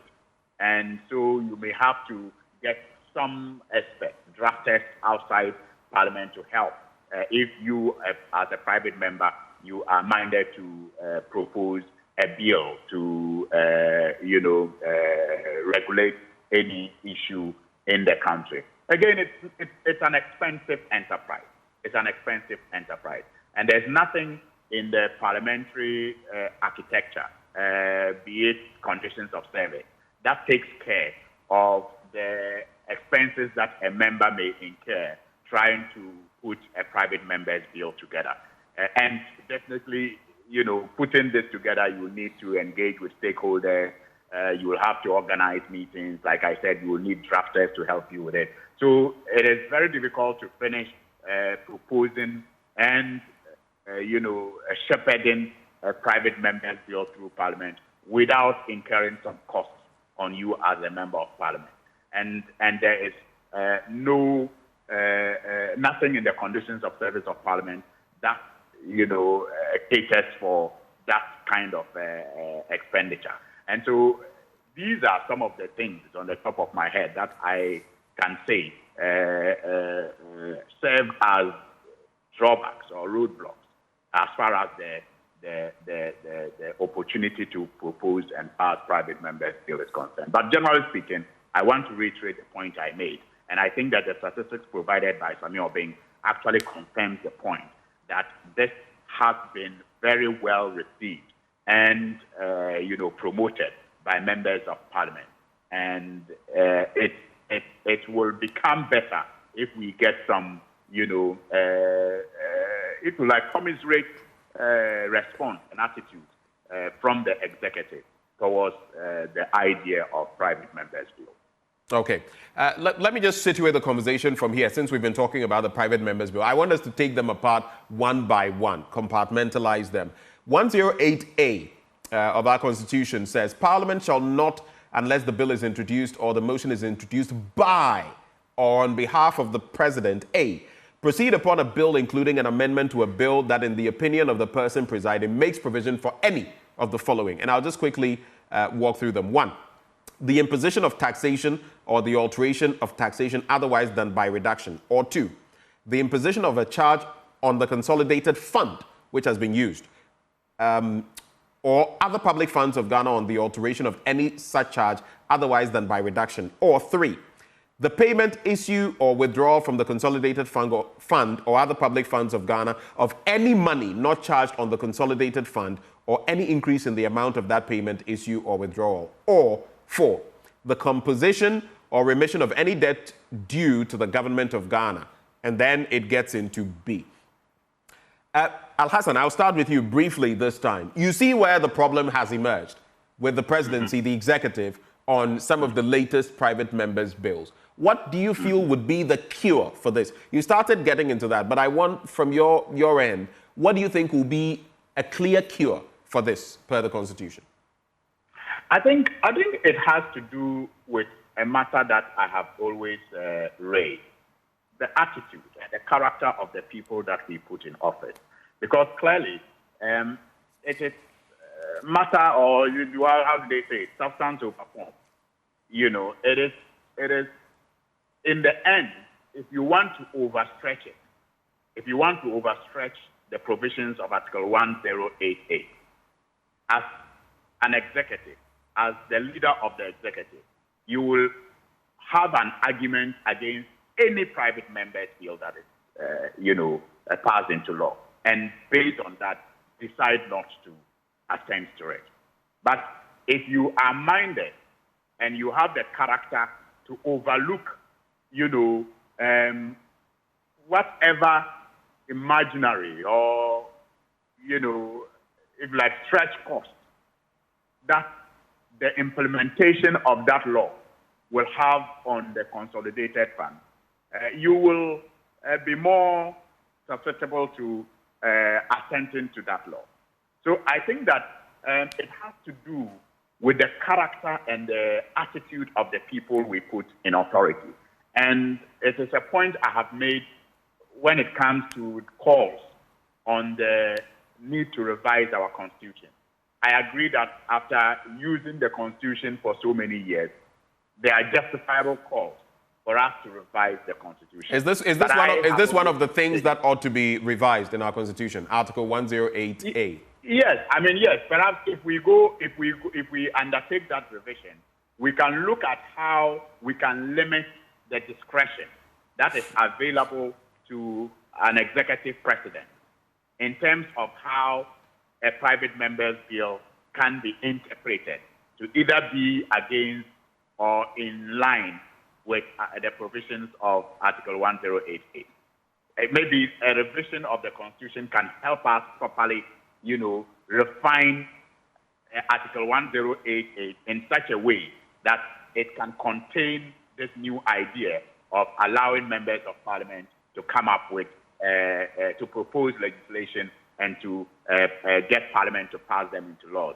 And maybe it can also impose a certain strict responsibility on the executive to assent to these bills, despite whatever reservations, personal or not, that they may have against the bills that come out. So it is, as things stand now, in my view, the attitude and character of the leadership, that or the people who lead the executive, that can encourage members of parliament to continue to take advantage of this new idea to propose new legislation.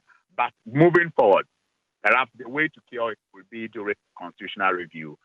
We look at how we can situate Article 1088 within the context of our desire to get more members of parliament to propose legislation. In light of that, and I'm posing that same question to the rest of you, 1088, which I have read, how does that situate the private members bill in terms of legality, in terms of our 1992 constitution? And do you feel 108A, Article 108A, ought to be revised to reflect the times? Samuel Bey. Well, it is important to note that we have come quite far when it comes to some of these issues. It's important to note that we have come quite far when it comes to some of these issues. Remember that we had gone through an era where the interpretation of some of these constitutional provisions was that to the extent that Parliament will sit and have electricity on and papers will be written on and parliamentarians will go into committees and what have you, it would be a cost on the public purse, and for which reason, people stretched the constitutional provisions to mean that no private members bill at all could come up. To that level where 4 years ago, Parliament passed the resolution, and we agree 100% at Parliamentary Network Africa with Parliament on that particular position. As you may be aware, at Parliamentary Network Africa, one of the major initiatives we run is to have a private members bills desk that tracks, matters relating to private members bills and also works with civil society organizations and other stakeholders on how we can use this route, to ensure that the gaps within our legislation, we can work with members of parliament to get things going. Now, so we have come far, right, to where we are now. We also know that there are many provisions in our constitution as a country, which, but for issues being taken up in courts, the courts ruling on it and providing clarity, especially at the apex court of the land, there was so much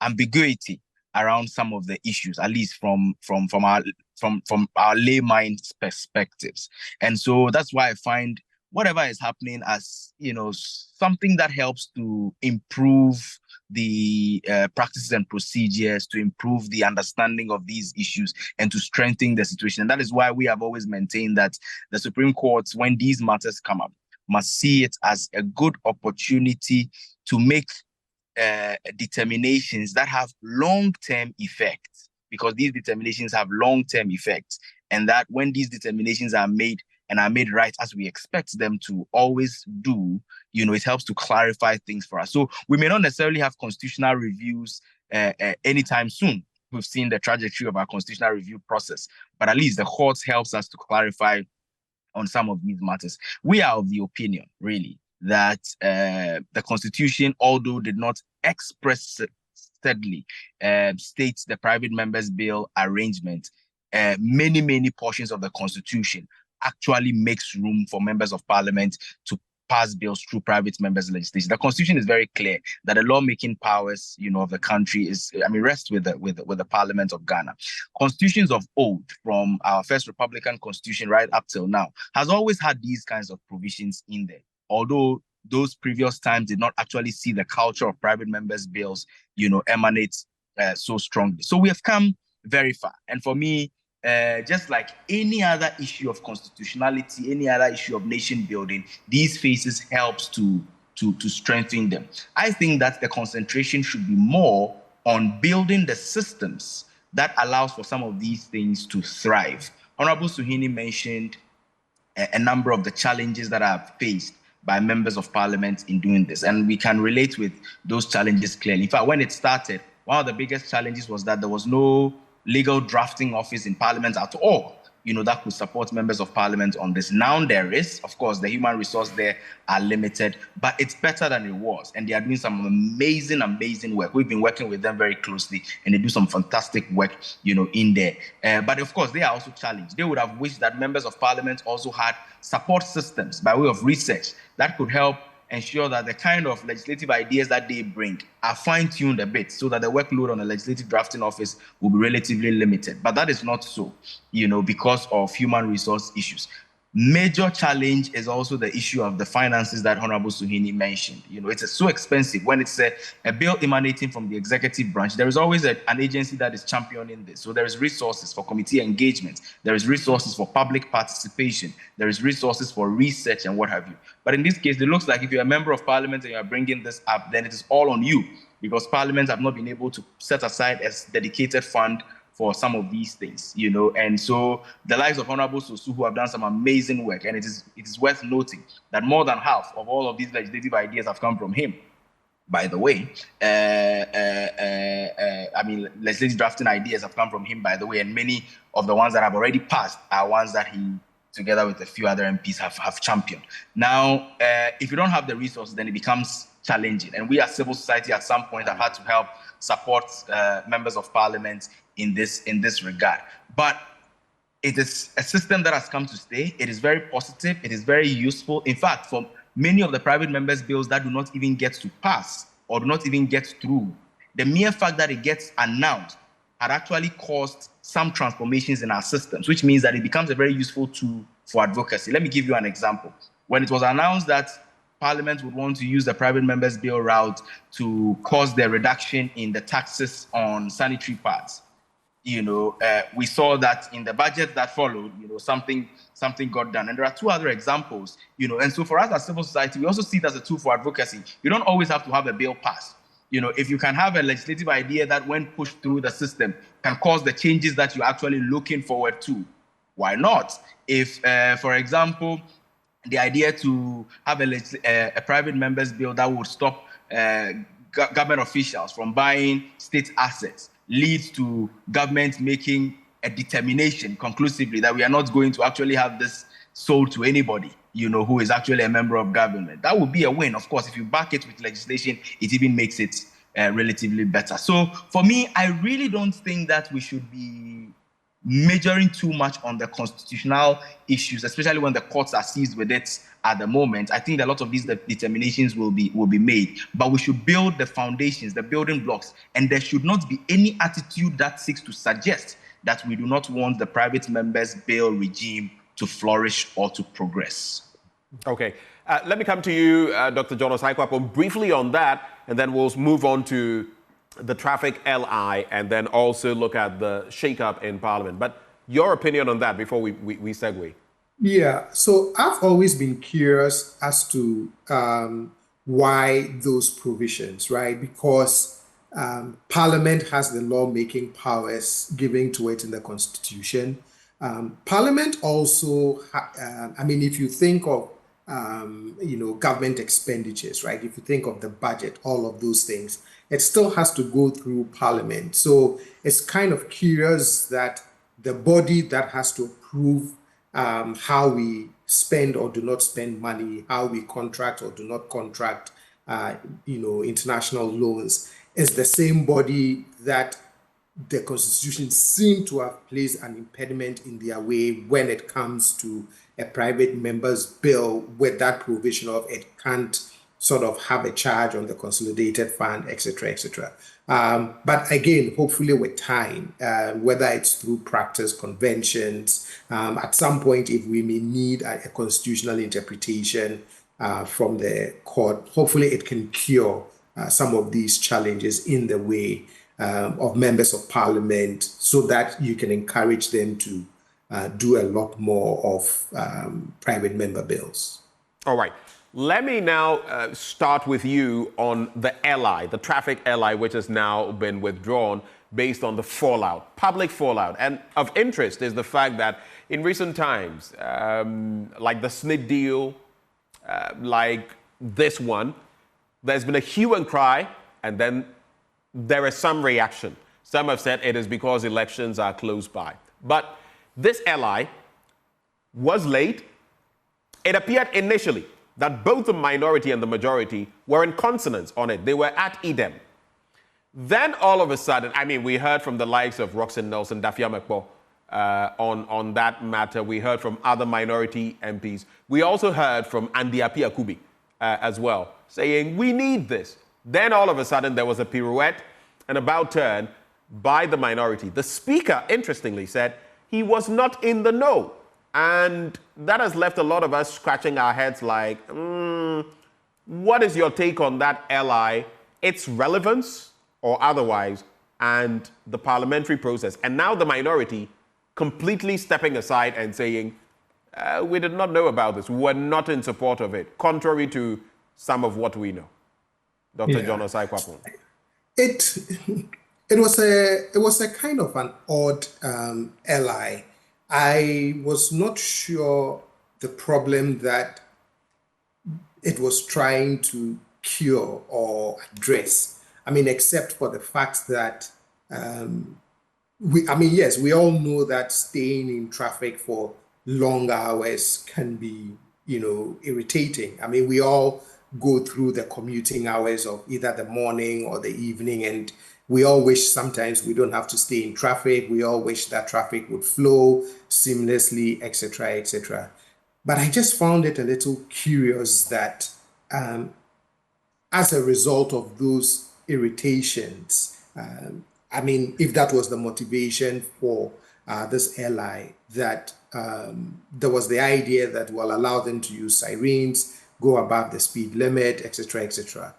As Professor Kwesi Prempeh said, apart from the president and the vice president, he struggles, and I share that opinion, to see why anybody else would want that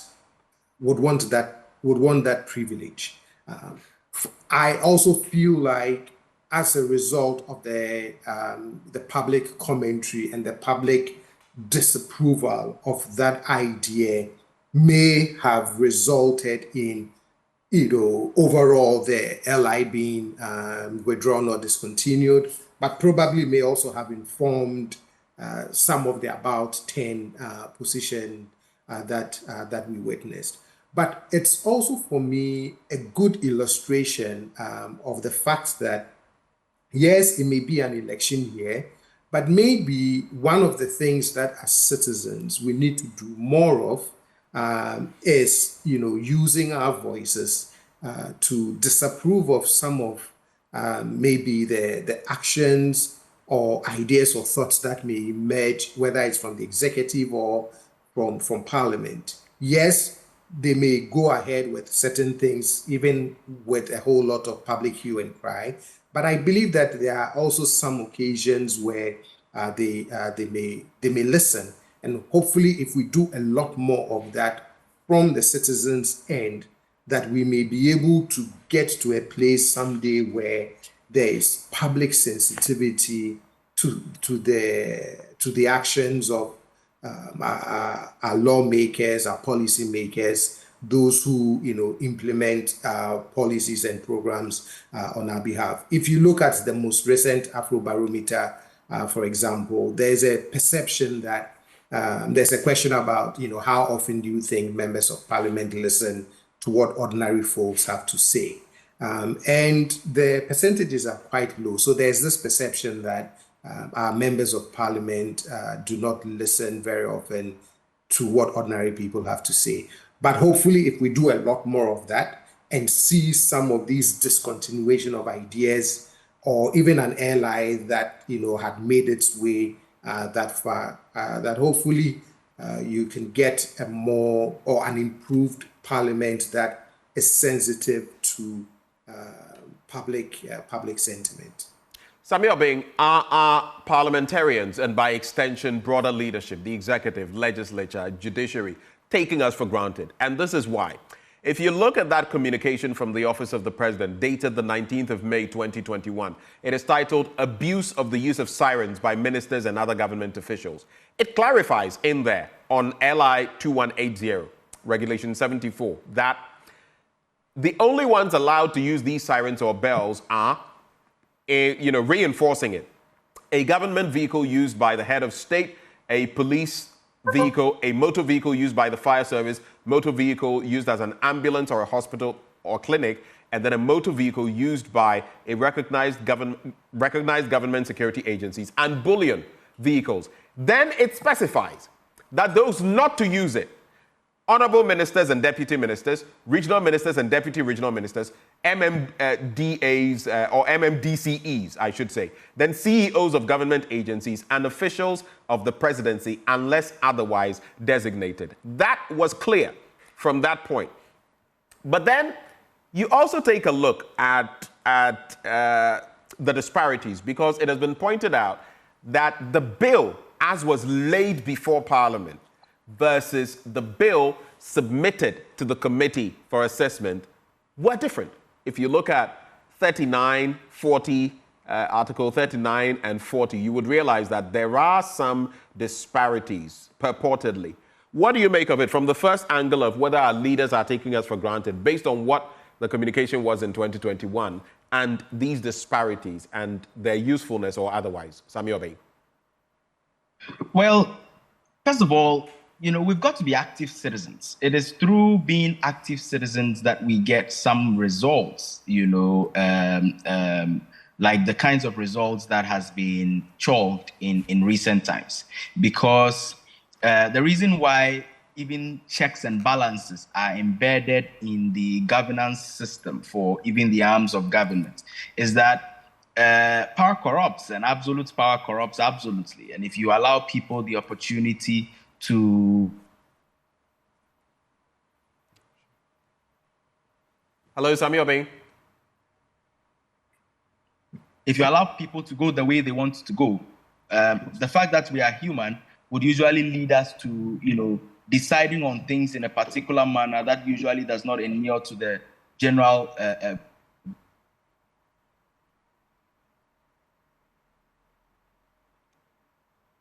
Sami Obeng, I'm losing your sound. I'm losing your sound. Can we try again? Can you hear me now? I can hear you. I lost you for about 5 seconds. I lost you for about 5 seconds. Okay.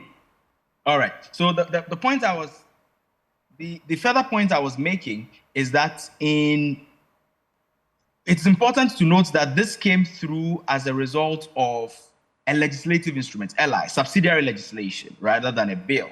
Now, one of the challenges that we have always had is the opacity of the subsidiary legislative systems that we have in our parliamentary practices, and of course, constitutionally providing. If it is a bill, what it means is that if the Speaker refers it to the committee will have to engage with the public, expect public opinion and all of that. Public participation is very active. In the case of subsidiary legislations, LIs, Parliament can do all of these things because there is a mother bill and they're having a subsidiary legislation for that mother bill without consulting anybody. And we wouldn't have known some of these matters but for some level of vigilance. And the subsidiary legislative committee is not mandated, really, because of the nature of subsidiary legislation, to invite anybody, really, from the public or invite public opinion, because within 21 sitting days, if there are no objections from the committee and from Parliament at large, the subsidiary legislation is deemed to have been passed. And so we see so many instances of fantastic bills that have been passed to act in developing subsidiary legislation, you know, standing on the back of some lacunas that may have been identified in those acts, and then making some far-reaching provisions that could be very harmful, particularly for this situation. Look, this was, I mean, once I heard it, this was the very first thing that jumped at me. His Excellency the President, His Excellency the Vice President usually are driven by, you know, professional security folks who are, as drivers who are trained for this and what have you. Members of Parliament are not provided drivers by Parliament or any other state security institution. In fact, a member of Parliament can drive himself or can hire his brother to drive him, or his wife can be driving him as his driver and he gets to pay the person. Are we saying that if the honorable member of Parliament is driving himself or his wife is driving him or whatever, his driver who may probably not have been, may probably not be as excellent a driver as anybody else, then will not have speed limits, then will not have, you know, to observe the rules that we all have to observe on the roads? How dangerous can this be? Right? And so the opacity of legislative instruments, subsidiary legislations that comes to Parliament, and the processes that does not allow for effective public participation is what is leading to things like this. And I think that all of us, from civil society to media to members of the public, must start zooming our lenses a lot on LIs when presented, on subsidiary legislation when presented to Parliament, just like we do on some of the bills that are of interest to us, because without which we would have had 275 risk-prone vehicles zooming across our streets, country, section to section, with no limits. You can imagine how dangerous that could be. I see. Well, interesting thoughts. Gentlemen, let's cap it off on the shake-up in Parliament and the different parties that have now taken over finance, among others. Let me just walk you through some of them as I have them here. So we know, for example, that Kweku Kwarteng is said to have rejected that new role as ranking on the Economy Committee chaired by an NDC MP. And the ranking on that committee now being Amapoma Boateng as put forward. Then Mines and Energy, now only the Energy Committee with no responsibility for mines, which will now be taken care of by the Committee on Lands and Natural Resources. The ranking on that committee is now Al-Hassan Suini. We spoke to him a short while earlier. Then you have Samuel Okujeto Ablakwa, chairman of the Government Assurance Committee. He used to be ranking on the Foreign Affairs Committee, as we know. And the ranking there on the Foreign Affairs Committee is now Dr. Abdul Rashid Pelpu. It goes on and on. I'll start with you, Samuel Bing. The shake-up, the relevance of the shake-up at this time in the dying embers of the 8th Parliament. How do you relate to it? Well, first of all, it is important. Can you hear me? I can hear you. Please go ahead. Right. First of all, it is important to note that this has come about as a result of the changes to the standing orders of Parliament, right? Parliament adopted new standing orders at the dying embers of last year, and from the beginning of this year, they've been applying these new standing orders. These standing orders require some changes to committees, the nomenclature of the committee, the functions of the committee, but also to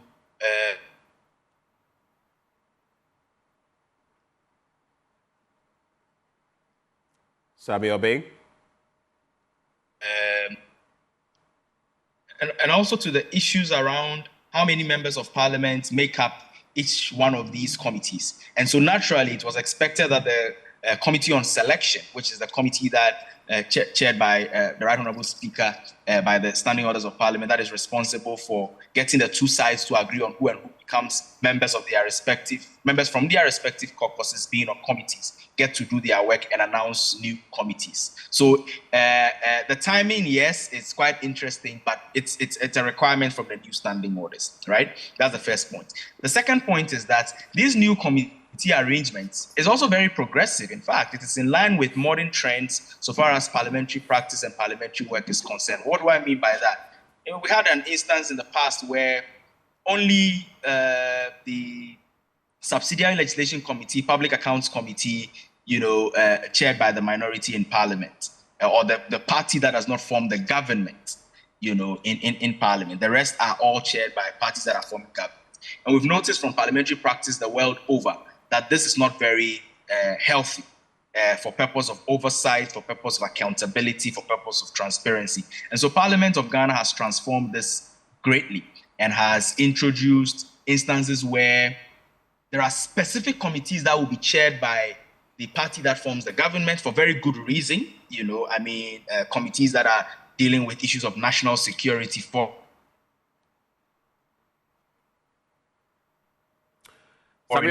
you will understand why committees that are dealing with national security, foreign affairs, and co will be chaired by the party in government. But you'll also understand why committees like the ones that are dealing with government assurances, subsidiary legislation, public accounts committee, and the likes will be compulsorily chaired by the party or the caucus that is not forming government. And then the rest of them will be shared among the caucuses, majority, minority, in equal number or number proportionate to the numbers that they have in Parliament. So with this hang, you're almost having a 50-50 situation of committees chaired in Parliament. So that's also a very good thing. So these are the backgrounds to why this has happened. And now, of course, the numbers have also reduced. You had committees that had almost 30 members, 24, 27. It made work very, very difficult. Now it's been reduced by way of how many members can make up a committee, but also the number of committees generally have gone up because some committees were too large. They needed to be split and all of you. Some of the names that have come up and some of the fallouts, rather, for me, are the interesting aspects of this. A few weeks ago, I had indicated, in one of the comments I sent to some Sense News File program, how people like the Honorable Party as Finance Committee Chair must be protected by all of us by using our voices. Because if you saw the work that the committee was doing, and sometimes not all of these things came out in the public domain, because yes, you can understand why, for political reasons, some of these things must be dealt with internally. How a committee that is chaired by a member of parliament who is in the majority in the ruling party blocks tax exemptions because he, as chairman, together with his other members, thinks that this is not in the best interest of the nation, right? And ask the ministry to take these things back, many of them, right? Of course, you don't expect people to be very happy with these things. And for us, this is the backstory, really, for taking people like Wekukati out of a committee of finance and saying that he's going to, work in economy. I would have been surprised if he had accepted that, by the way. You get the point. So from where you said it was right for him to reject it. Sorry? So from where you said it was right for him to reject it. Oh, absolutely. Look, we must start getting to the point where committee membership, leadership on committees does not become a tool in the hands of the leadership of caucuses to either punish people or reward people who they think are loyalists, not in the overall national interest. And we must start speaking out on things like this, in my opinion. Of course, one of the very exciting things that has happened with this shakeup is having Mr. Okujeto Ablakwa as chairperson of Committee on Government Assurances.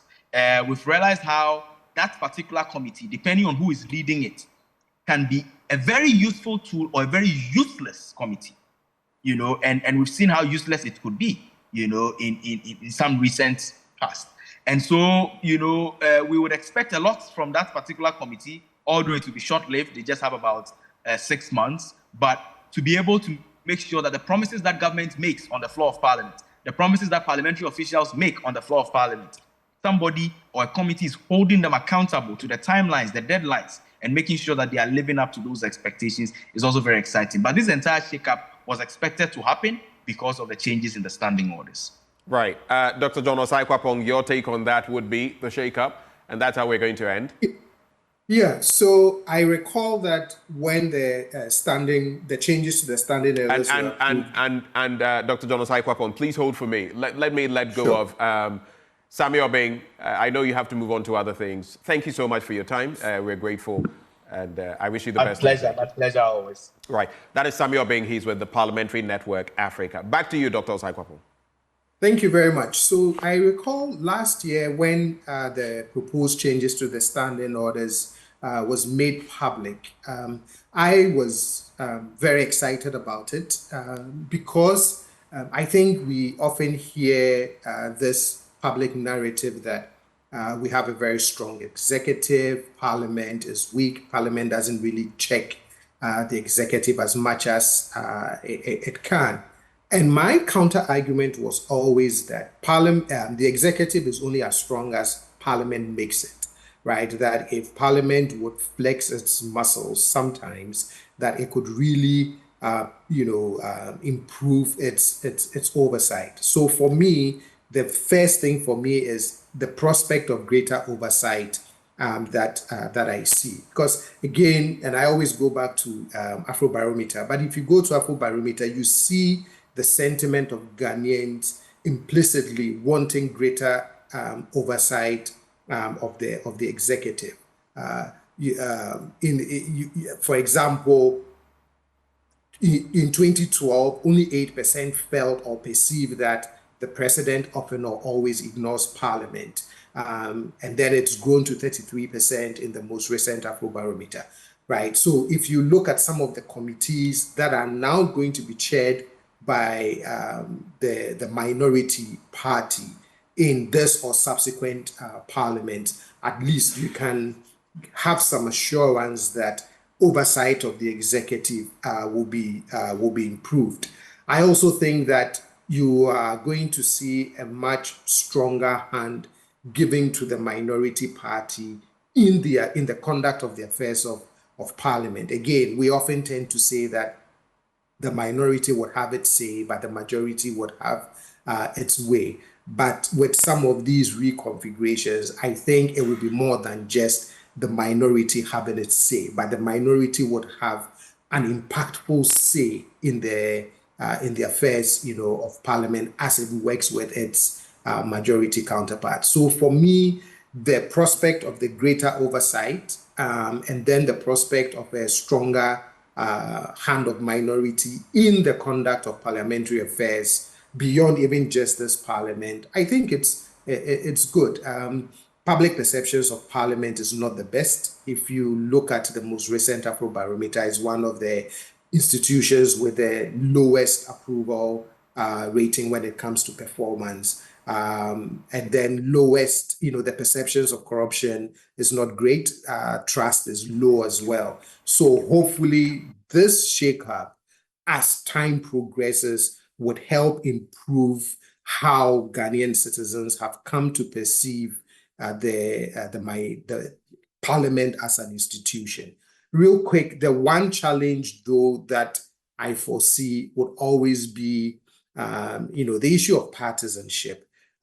When the hand of the minority is strengthened, I think one of the things that you have to keep in mind is that in their eagerness to hold the executive accountable, which is from a different political party, that there is not an overreach, right? You have to walk that fine line between holding the executive accountable, ensuring greater oversight, and not overreaching in such a way that it can potentially cause political gridlock. Because once the majority starts to sense that on some of these committees that are now being chaired by members of the minority, and they sense that overreach, they may want to then also shield, their party or the executive that is, formed by its party, and that can cause, further political gridlock. But overall, I think it is good for the institution. It would strengthen Parliament, and my hope is that it would improve public perceptions of the work that Parliament does. Conversation with you, and we'll also be joined by our next guest, and it has to do with the lithium agreement, its exploration in Ghana. The minority, again, adopting a stance on this matter. We'll be getting into the intricacies of that, but let me also announce that we have joining the conversation Dr. Steve Manteau. He is co-chair, Ghana Extractive Industry Transparency Initiative. Dr. Manteau, good morning to you, sir. Good morning, and my warm regards to your viewers and listeners. All right. So we also have Dr. John Osai-Kwapong joining the conversation. I will now look to introduce our next guest as well on this beat. I'll get back to that shortly. But let me start with you, Dr. Steve Manteau, on this development. Lithium exploration in Ghana, that has been the latest matter that Parliament has been sharing its thoughts, its concerns on. But for you, the antecedents that have come to the fore before this, are we ready for this as it is now in Parliament? What is your take? Well, we better be ready, because research continues to focus attention on alternatives to lithium and other rare earth minerals that can be used for the purposes of manufacturing power storage facilities are quite intense these days. And so if we don't hurry up, our lithium will become worthless. And I get the point you're making. Some have said that, I mean, the prices of lithium are falling already. And if you hold on to it for too long, you may get nothing out of it in the end. Exactly. Let me also, were you saying something, Dr. Manteo? No, I was just endorsing the point you made about falling prices, which for me becomes the reason why we should not be too sentimental about discussions around lithium. Let me be quick to add, though, that Zimbabwe is Africa's leading producer of lithium. And the value of its annual production is about $240, $250 million. Ghana is Africa's leading producer of gold. In a year, our gold enters in excess of $1 billion, sometimes $2 billion. Now, question you are asking yourself, in terms of value, where would you want to focus more attention? You want to focus more attention on the mineral that has a lot of value. Right. And yet, gold producers in this country only pay 5% for their royalty. They pay just 5%. In fact, some pay 3%. So it means that we are not getting enough from our gold, which is more valuable than the lithium. And so if somebody goes to negotiate twice the fiscal term for lithium, and the law becomes the basis for comparing whether we have a good deal or not, I would say we do have a good deal, because if you look at the fiscal terms in Act 703, we've gone over and above all of them. And for me, if we don't think we have a good deal, then we must change the law, because the law stipulates far, far less than we got from this lithium deal. Right. Dr. Manteo, thanks for those initial thoughts. Let me also bring into the conversation Professor David Dodu Ahen. He is Director, Institute of Applied Science and Technology at the University of Ghana. Prof, good morning. Good morning. It's good to have you. Good morning to the listeners. Right. Yes, thank you very much. Your initial take on Ghana exploring lithium before we delve into the parliamentary process and what has happened so far. What's your take? I believe this is very important part of our natural resource that we are exploring, and it is good for the country, especially when we are looking at the renewables and looking at energy storage systems and looking at electric vehicles, which is the backbone. Lithium is one of the greatest minerals that is powering this transition into electric vehicles. When we take electric vehicles, we are looking at the batteries that make these ones very possible. So once we have such a resource that we can make use in-house, I think this is really good for the country, and we should really look at it and exploit it and take very good advantage of it. Possibly we can even become a hub for battery research and for battery production across the sub-region. For you, Dr. Osai Kwapong, your take would be, before we delve into Parliament? Yes. So again, I think every country should explore and maximize, use of its, resource endowment. And so if lithium can be put to the overall benefit of Ghana, and if it would help us move the development needle forward, then sure. But again, it always boils down, for me, it always boils down to, it's not a question of whether you have or do not have the resource.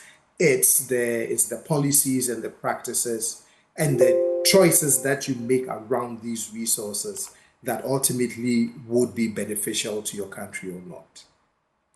Let me come back to Dr. Steve Manteo. Then you go to Parliament and you have the wranglings that we have seen. The minority has sort of, they've issued a pirouette of sorts. They've turned around in a way, now saying that, listen, even the committee to examine this must be looked at. And some suggest that they may be pussyfooting on moving forward with this deal. What do you make of the positioning of the minority on this matter? Well, I think it's important to point out that Parliament is within its right to scrutinize the documents before the House, and it must not be stampeded.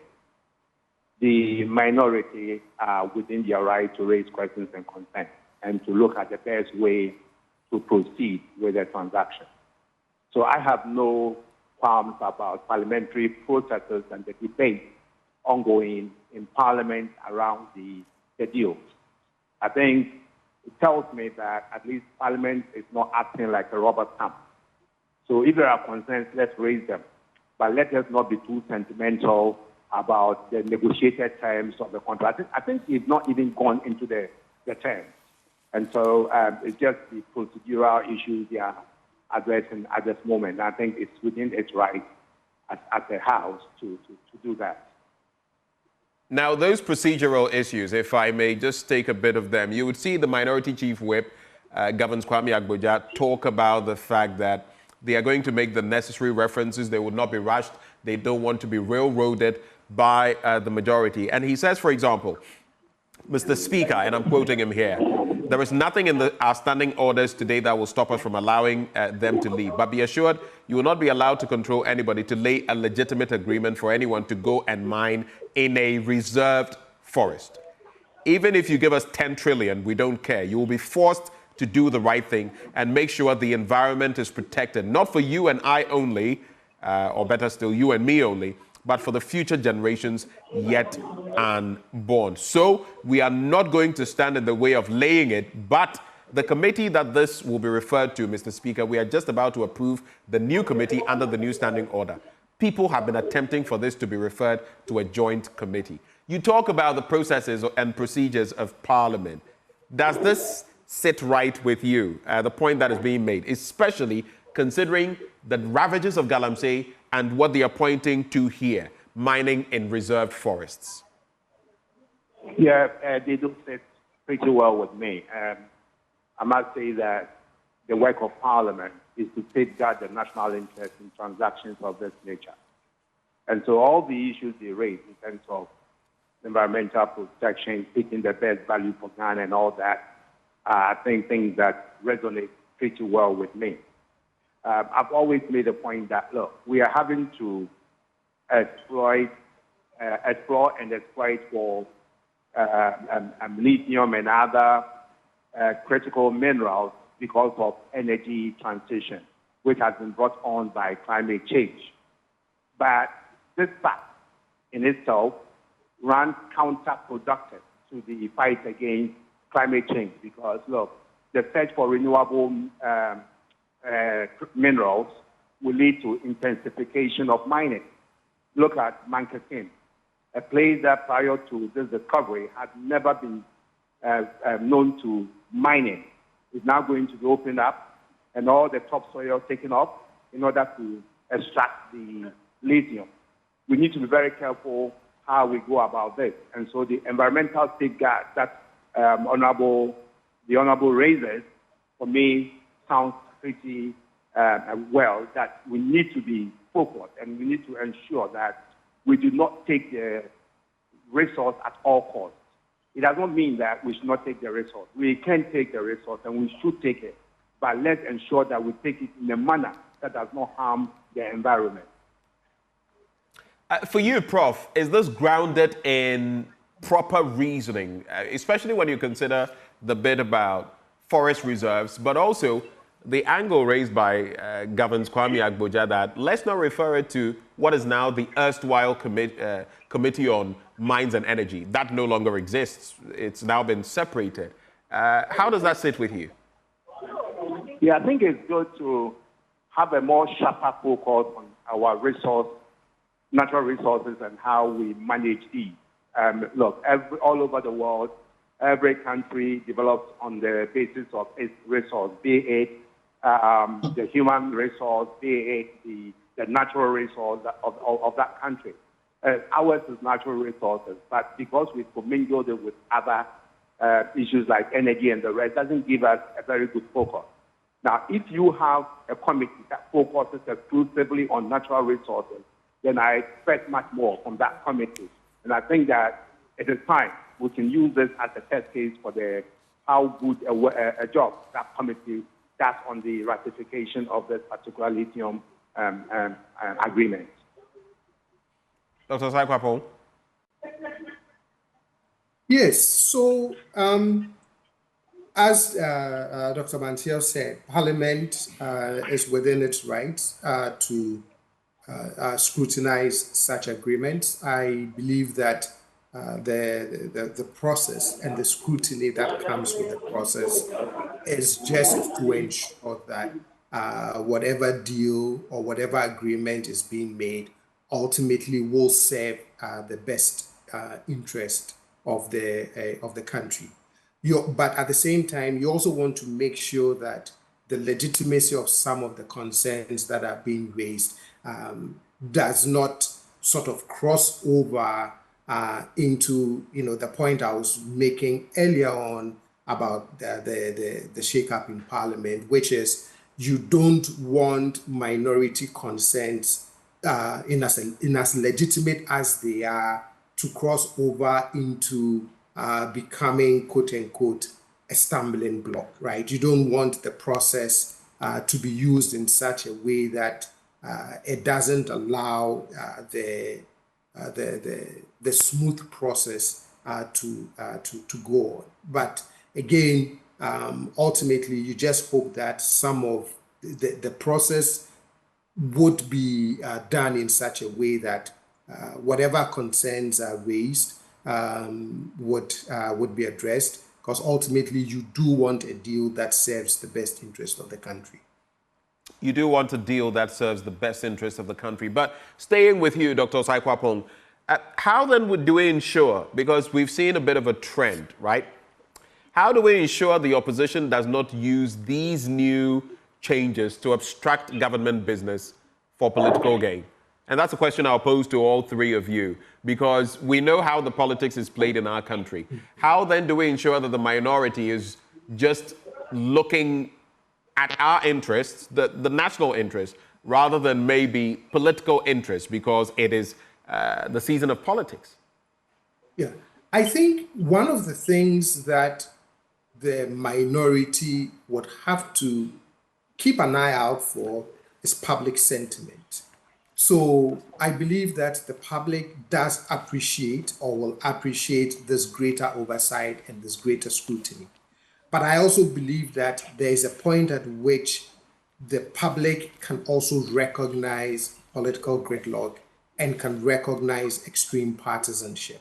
And that constant feedback from the side of citizens and the minority being sensitive to that hopefully would ensure that these new changes doesn't become, an impediment, but rather something that facilitates and improves the way Parliament does business.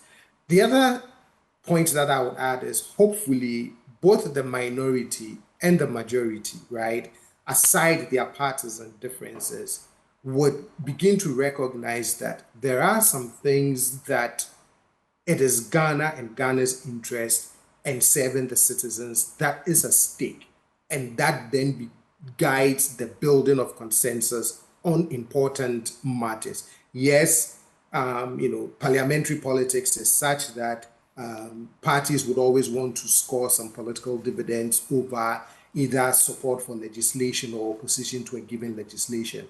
But hopefully you can build the political culture to a point where on critical matters of national development, the guiding principle would always be what is in the best interest of the country, what is in the best interest of its citizens. And I think if we can do that, then the prospects will be bright as we see work being done in Parliament.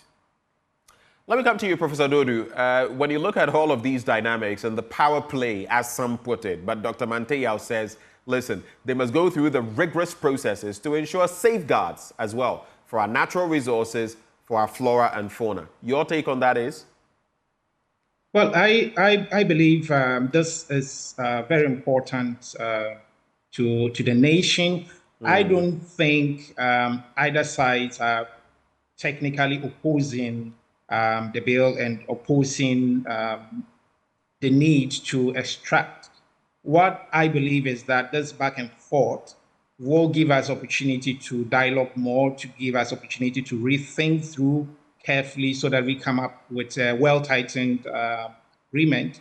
And I believe that both sides will see the benefit in having this deal come to the country in the best interest of us. For instance, in the core of this is capacity building that we need to even consider. So, which I hope that during those discussions with experts and broader consultations that will be done, these will be taken care of so that we have the real benefits. For instance, if we are thinking about the capacity, the skilled labor to even go into the field of the mining of this resource, this is a special type of mineral that requires special type of extraction procedures. Even if we are going to use it for the benefit of the country in terms of the battery production, we even have the needed capacity to be able to do that. There's the skilled labor to do this, which I believe that we should also look at it from this perspective. I don't believe strongly that either parties will hijack for technically political score, gaining political points, but the national interest here should be one of our focal points. I believe, and I always say that the resource will not be the only benefit that we are going to get out of it. We might get some benefit out of it, but what do we actually get as a country? How do the citizenry benefit from this resource? Even if we're talking about the royalties or the percentages that are going to come, which we've had all those discussions going on, what percentage of that can go into, say, research, into the mining techniques, into empowering the people that are going to be in this sector and empowering the people that are going to work within the community? I like the angle that Dr. Mantea was talking about. What are the sustainability principles that are going to be put in place? How do we ensure that the environment is not adversely affected whilst we extract all these minerals? And the policies that have been associated with it in terms of whether this mineral will be extracted and everything leaving our country, which is a critical thing that we have to also think about, looking at what has already happened in the past. Are we extracting and taking the benefits of the country? Are we doing the beneficiation here? How are people going to benefit? I think that these are things that could go into such discussions and look at the national interest. And I believe strongly this will definitely be beneficial if we negotiate very well. We are well guided on the agreement to have the most out of it, especially for our country. We should look at it in a long-term manner, not in the short term that what are we going to benefit, what percentage are we getting out of it, but what is the future? What is the long-term plan that we put in place? I'm from academia, so I will be a little bit biased on the part that can go into this research, that can support these activities and support the bill so that we can all have the benefits of it. But I believe strongly that it is a good thing that we have to look at it holistically, including other minerals that we are going to even get out of it. It's only lithium that is just a small percentage of what will be mined. There are other components that we are not even talking about, which I believe that maybe when the discussions go on in Parliament and there are more scrutiny, we can look at the different values of, say, the feldspar, the kaolin, and all those aspects. If you're looking at just about 1.2%, that is the lithium oxide that you're going to get, and looking at that, that is not much. But what are the other components that are there that we can benefit from it as a country? So I think that holistically, this is good for the country, and we have to look at it in the best interest of the country, either sides. Gentlemen, in a minute each, what would be your expectations going forward? Yes, we must cut the right deals. We must negotiate properly. We must ensure that we are getting the most out of this for our country. But there are also timelines when, in the dying embers of the 8th Parliament, Dr. Steve Mantea, and to the rest of you, how quickly should this be done and how rigorous should the process be? Timelines, final words. Dr. Steve Mantea, I'll start with you. This actual is not a deal, really. It's an agreement has come to Parliament at, let's say, at the wrong time. This is an election season, and politicians are looking for money to finance their campaign. And so this bill, I'm 100% sure, will be passed and will pass quickly at a great cost to the company. And the attention may not go so much into the content as to whether we have a good deal or not, or whether the environmental and sustainability safeguards are added or not. We've seen this time and again where agreements of this nature come to Parliament a bit late, and the rush in which work is done. I mean, it goes through the processes of approval. And so on this occasion, given that we are in a political season, my belief is that it will be passed, but it will come at a cost to the company. Thank you, Dr. Steve Manteyao. Let me take your concluding thoughts. Dr. John Osai-Kwapong. As they say, I mean, if it must be done, then it must be done well, and it must be done right. And so hopefully the concerns that Dr. Manteyao raises about it being rushed, that may be with, with concerns raised from, the public, those in the civil society space. Hopefully it may get Parliament to be a little sensitive to that public sentiment, and hopefully, tame their desire to rush through this. Because again, you want to do it well and you want to do it right. All right, and I'll wrap with you, Prof. Final words. Well, I believe that it should be looked at carefully, even if we do it much quicker. It's already an agreement that is being signed, and Parliament has to do ratification. I think that we should look at it holistically, as I said, and look at the benefits that will be in there. If the agreement didn't capture some points, can we modify? Can we have some addendum that would be to the benefit of the citizenry, that would be to the benefit of the nation? But secondly, I think it's a good thing, the extraction. Thank you, Prof. Thank you, gentlemen. Dr. Steve Manteyao is co-chair Ghana Extractive Industry Transparency Initiative. We also had Professor David Doduahin, Director, Institute of Applied Science and Technology at the University of Ghana. And on the other end, we had Dr. John Osai-Kwapong, a CDD fellow. These have been our conversations from Parliament, looking at a swathe of issues. The L.I. on traffic, road transport, the bits about the shake-up in Parliament, and the positioning of the minority, among others, and now concluding with this lithium conversation. Do stay with us. We still have our Citizens microphone coming your way in a bit right here on the AM show. Do stay.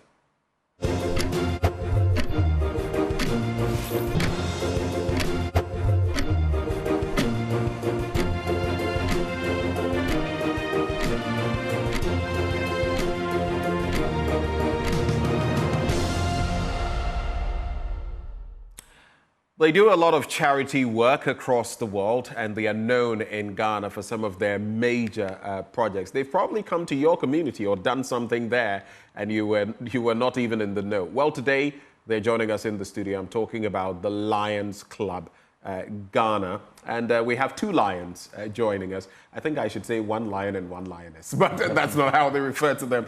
Joining us for a conversation on the latest developments and what they've been up to, Lion Oscar Onai. He is District Marketing and Communications Chairperson with the Lions of Ghana. And we also have Lion Dr. Helena Asamoah Hassan.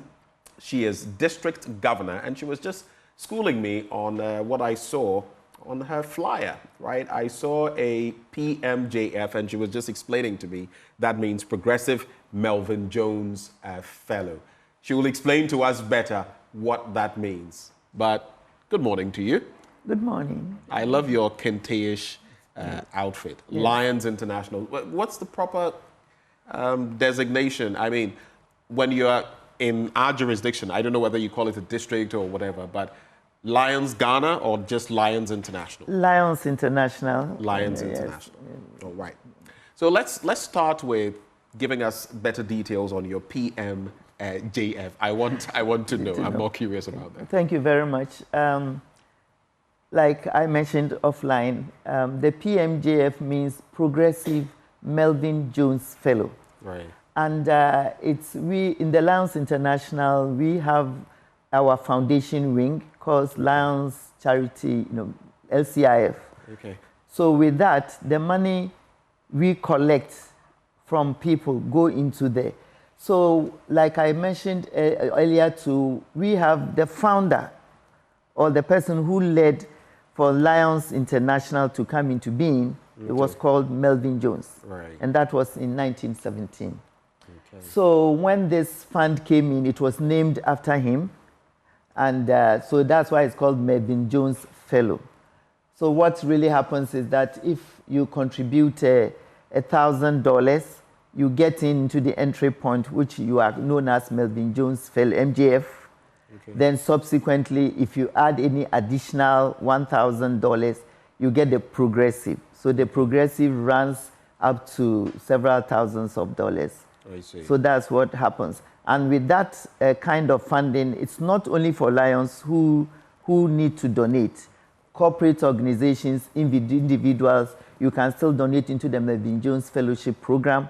And then with that, you will also be given the name. The organization will have a plaque, and it will stand there, and they will say that organization is a Melvin Jones Fellow or a Progressive Melvin Jones Fellow.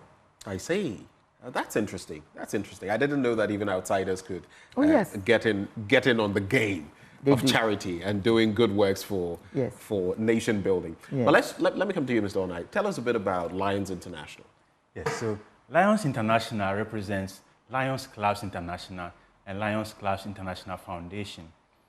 Lions serve in various ways, and we serve by helping to handle some of the greatest challenges that faces our communities and our wards through the service of 1.4 million members in 49,000 clubs across 200 countries and geographical areas.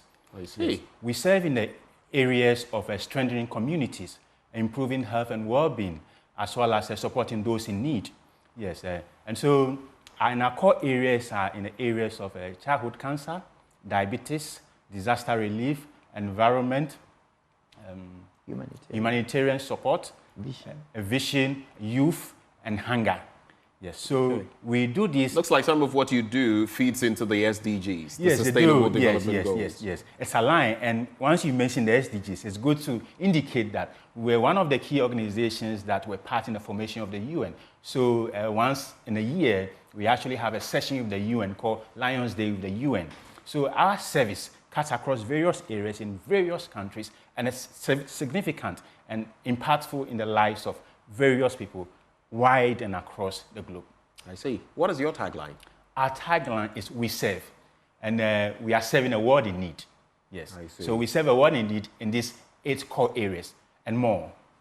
Okay. Yeah. Let me come to what then are your pillars? I know you have a missionary pillar or some pillars that you adhere to. What are they? That is serving our communities and also a world in need. And that's why we have it as one of our taglines. And they're also making sure that through service, we have a world understanding and peace. Okay. So those are the areas we focus on. But then we believe that once the needy, they are in the community, and we are able to give them great service, it brings about understanding, it brings about peace. For instance, a hungry man is an angry man. Indeed. Yes. So once we look at that and we see a community with that kind of, we go in and it stabilizes the environment or the communities that they stay in. And we've been doing that, like I said, for over 107 years now, globally. Yes, just as Oscar mentioned, in various countries, and we keep on doing that. But then, when you come down, we have countries. And then we have a structure, which we have the Lions International at the top. and then it breaks down into what we call constitutional areas. For instance, Africa is a constitutional area 8. Then it now comes further down to districts and multiple districts. And Okay. for instance, in Ghana, you are a district governor. yes, So you are governor for Ghana. Yes, the district. Because sometimes in bigger countries like Nigeria, Nigeria has got 6 districts, and there are 6 district governors, so they have a multiple district. But in Ghana, we have 1. So when it now comes to Ghana, then we now get into clubs, because the clubs form the district. I see. And it's the clubs that go out most often to carry out these activities in their various communities. I mean, just saying this, I digress a bit, but you remind me of a group. I've been a member of Toastmasters and how their structure also works. But tell me, Mr. Onai has already made mention of some of the areas of service. Yes. Are there any others that have not been mentioned yet? We have 8, just as you said, we have 8 areas, main areas, which we designate every month, 8 months. Then for the remaining 4 months, we do activities relevant to the communities. Okay. Yes, because the international... Now that we are talking, for example, of cleaning Accra, the sanitation... Definitely. Environment is part of... Yes, environment is part of that. And I know that sometimes we go to beaches to clean up beaches, markets to clean up the buckets, hospitals, depending. So these activities are club-based. You know, we organize them, and so occasionally the district also carries out activities. Okay. So we do that vision, we do eye screening, maybe with commercial vehicles, and then incidentally, we also give white canes to the blind. We've gone to Ikropon school several times. Yeah, we do. And we also work with the Ghana Blind Union. We procure, white canes and we give them. And for this year, it's one of the things we are doing. This year, we're going into a cataract surgery. Needy. We are looking at carrying out surgery for 100 needy people who have been on the list of hospitals for a long time, and they cannot. So we are doing cataract surgery. So we carry out a lot of diabetes. We are also getting that. And for instance, this year, one of our key projects, what we are doing the fundraising for, is to build an emergency 8-ward diabetic center, including an outpatient clinic for the Sontreso Hospital in Kumasi.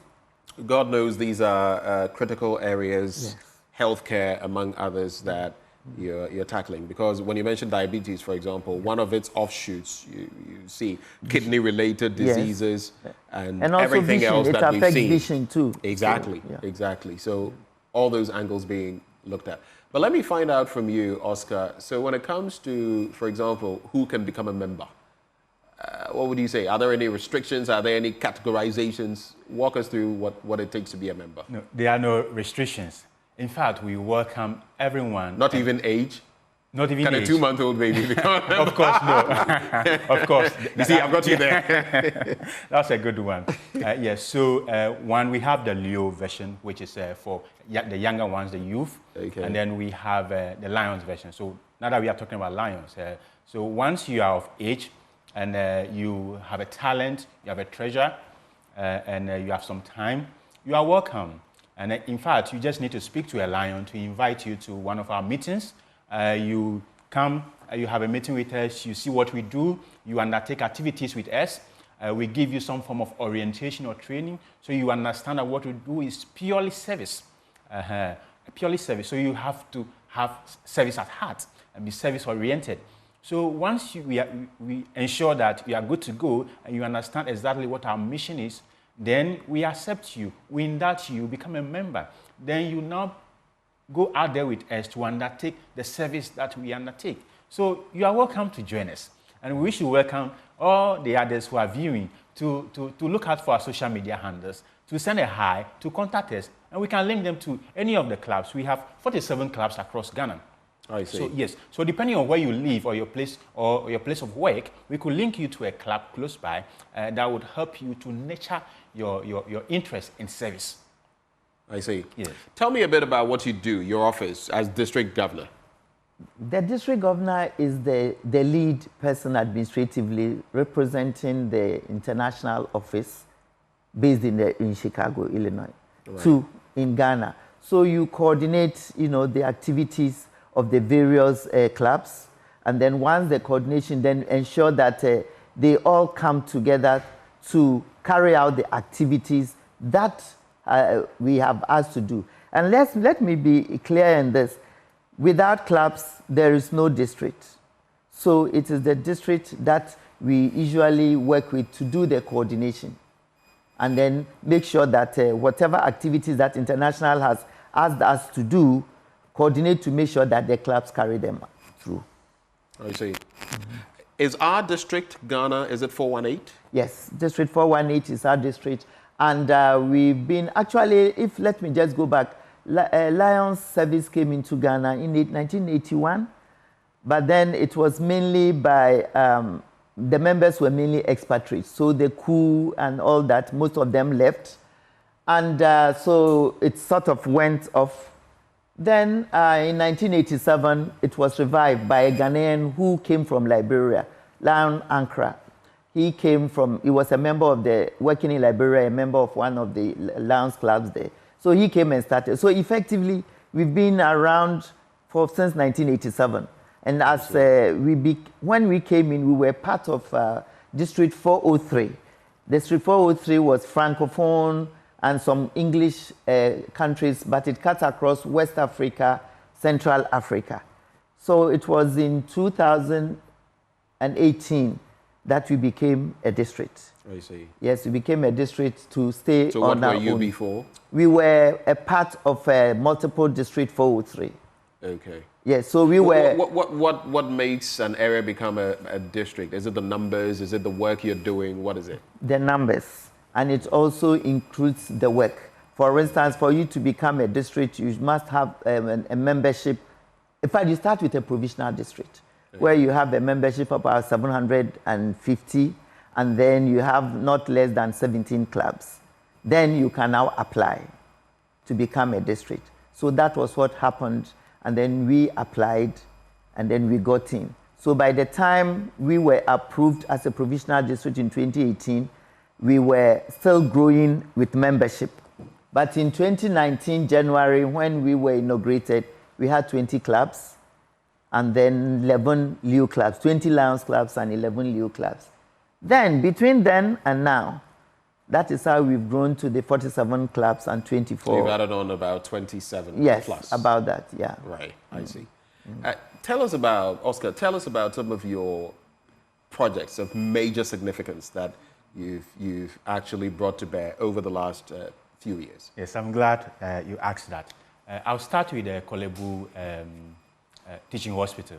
The Morpheus Eye Center, which is the biggest eye center in West Africa, was funded by Lions Clubs International Foundation. I see. Yes, Tema, the eye center in Tema, was built by Lions Clubs. We are currently undertaking a project in Agogo, which is a childhood cancer hospital. It's been undertaken by Lions Clubs International.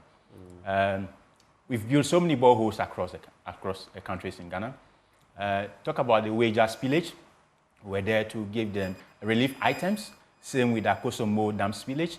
We're there to give them various relief items. And on a monthly basis, we undertake various activities. Even the childhood cancer in Kolebu has been adopted by a number of Lions Clubs. And on a monthly basis, they go out there to undertake impactful activities out there. So these are just a few, but every corner you look, you will find the activities of Lions Clubs. We do a lot of awareness in the area of diabetes because we need to reduce the prevalence of diabetes. We need to also improve the quality of life of those living with diabetes. So these are just a few of the things we do. On a monthly basis, you will see the activities of Lions all over. So wherever you see Lions or people in an orange vest, just look out for them and just say hi to them. Say Aiko, because we do a lot of work. A lot of it. All right. Yes. Let me come to you. You have a fundraiser coming up soon. Yes. What form is it going to take? What is your target? What are you hoping to do? We really have it coming up this coming Saturday. That's the 20th. The 20th. Yes, at the Lancaster Hotel. It's a fundraising dinner. And then we are also using that to formally, usher in the district governor because it's on 1st July that I came in. Okay. So what we're going to do is that we are selling tickets, and it's open to the public. And like I said, it's a fundraising dinner. So once we have that, and we've also brought in corporate people who will come and also support us. But just as we said, that is the launching of the fundraiser. Yeah. We are launching it that day, so it will keep on until we are able to get to what we have to do. Then we have three main activities we are putting the funding to once we have that. We have the one, like I mentioned, to do the cataract surgery for about 100 people, needy people. Then also the diabetes center, emergency ward in Kumasi. And then also to brand police checkpoints, and then with messages to support safe driving. Okay. Yes, and we are looking at 1.3 million cedis to carry out through these major activities.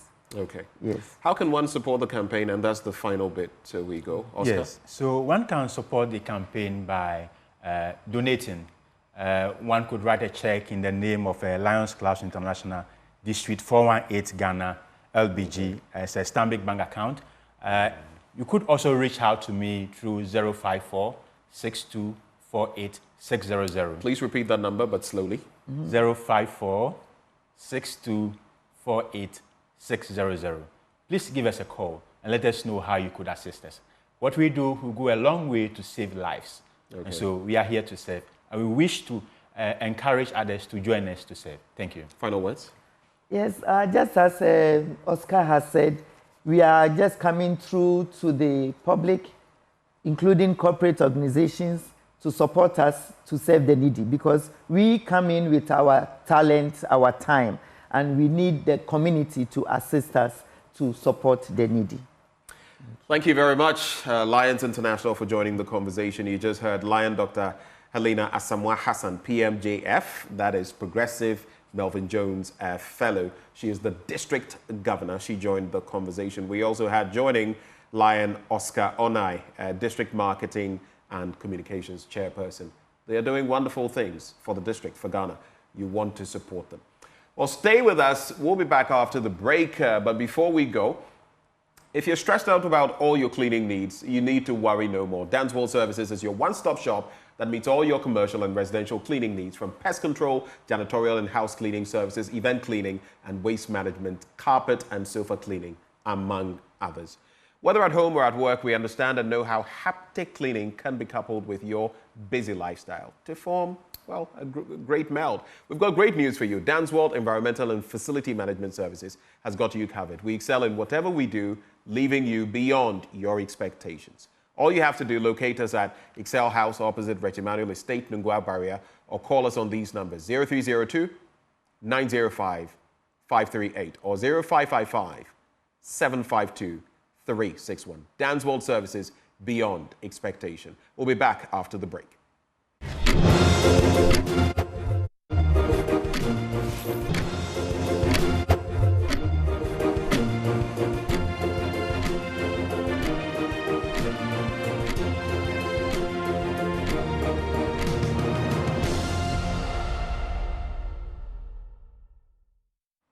Welcome back, and before we draw curtains on the show, under the distinguished patronage of her ladyship, Justice Gertrude Tokonu, Chief Justice of the Republic of Ghana, the UPSA Law School proudly presents the 2024 Lifetime Achievement in Law Award and Honorific Lecture. The event promises a rare but high-level opportunity to recognize and acknowledge the outstanding and exemplary contributions of notable Ghanaian personalities in the areas of the rule of law, governance, and the legal academy.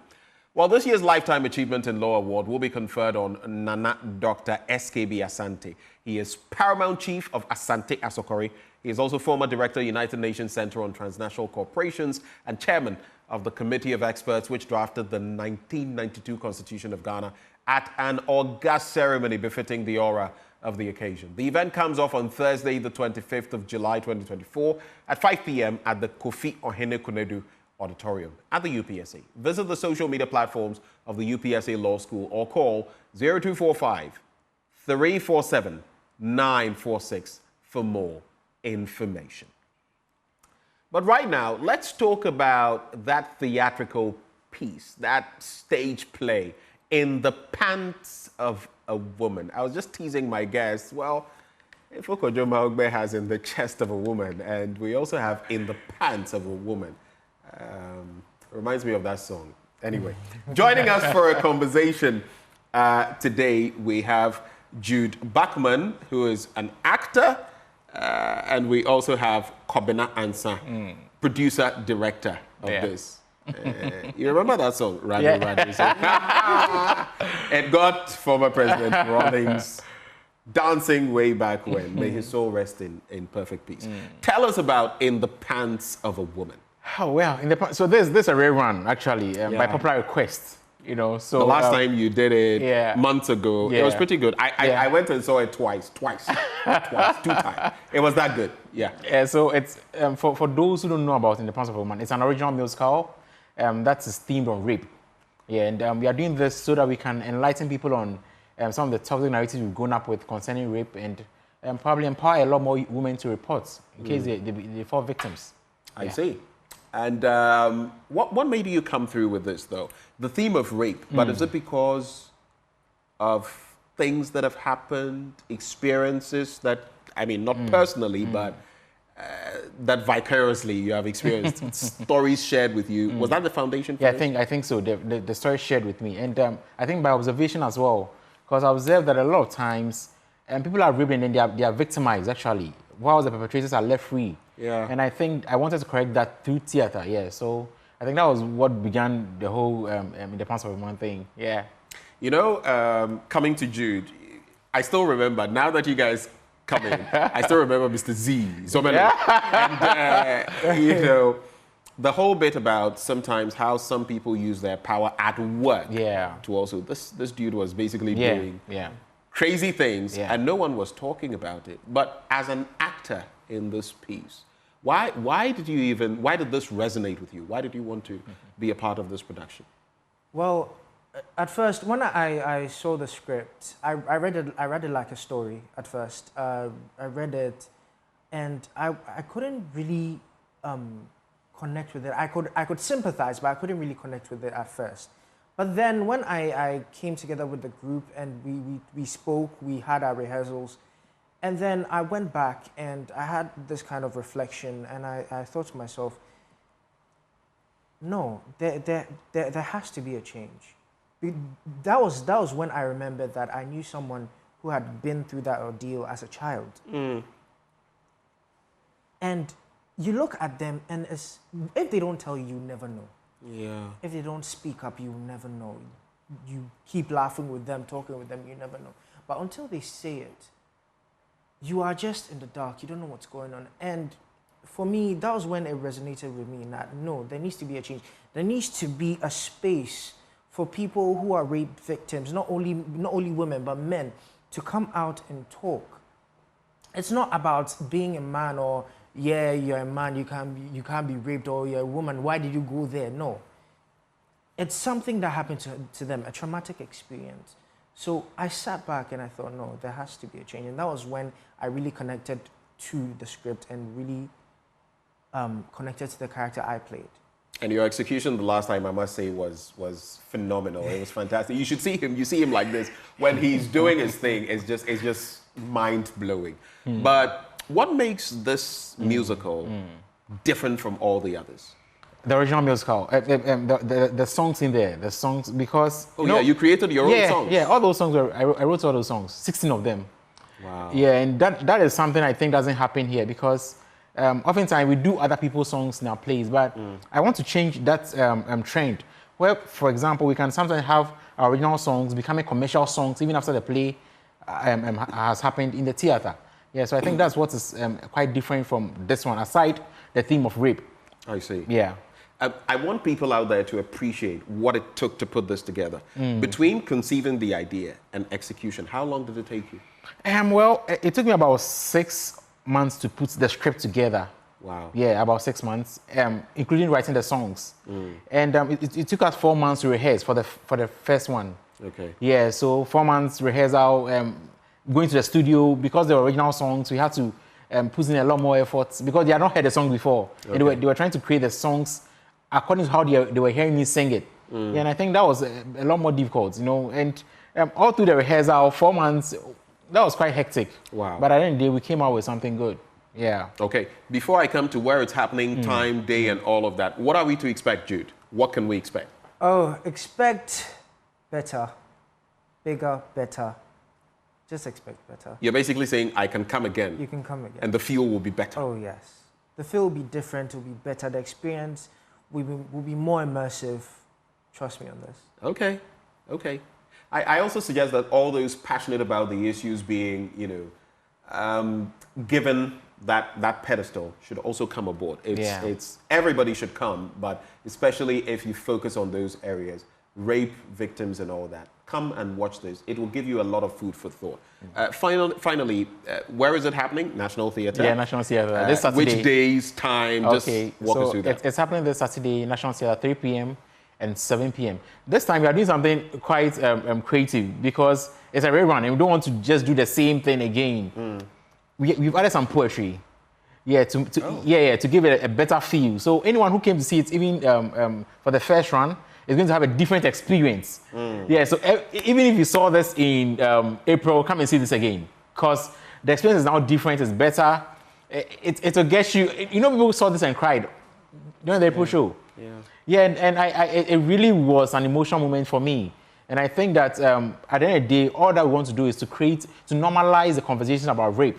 Right. Yeah, so this Saturday, 3 p.m., 7 p.m., all of us, National Theatre, 150 cities, single tickets, 250 for double, and 650 for buddies of 5. Yeah. Wow. Well, yeah. Interesting deals there. Thank you, Kobena. Thank you. And whenever I talk about you, I remember Kwawansa. Yeah, Yeah, Kobena. He's a mentor of mine. I see. Kobena Ansa, he is the producer-director for In the Pants of a Woman, that musical. And we have Jude Buckman. What's the name of your character again? Dr. Ray. Dr. Ray. Dr. Ray.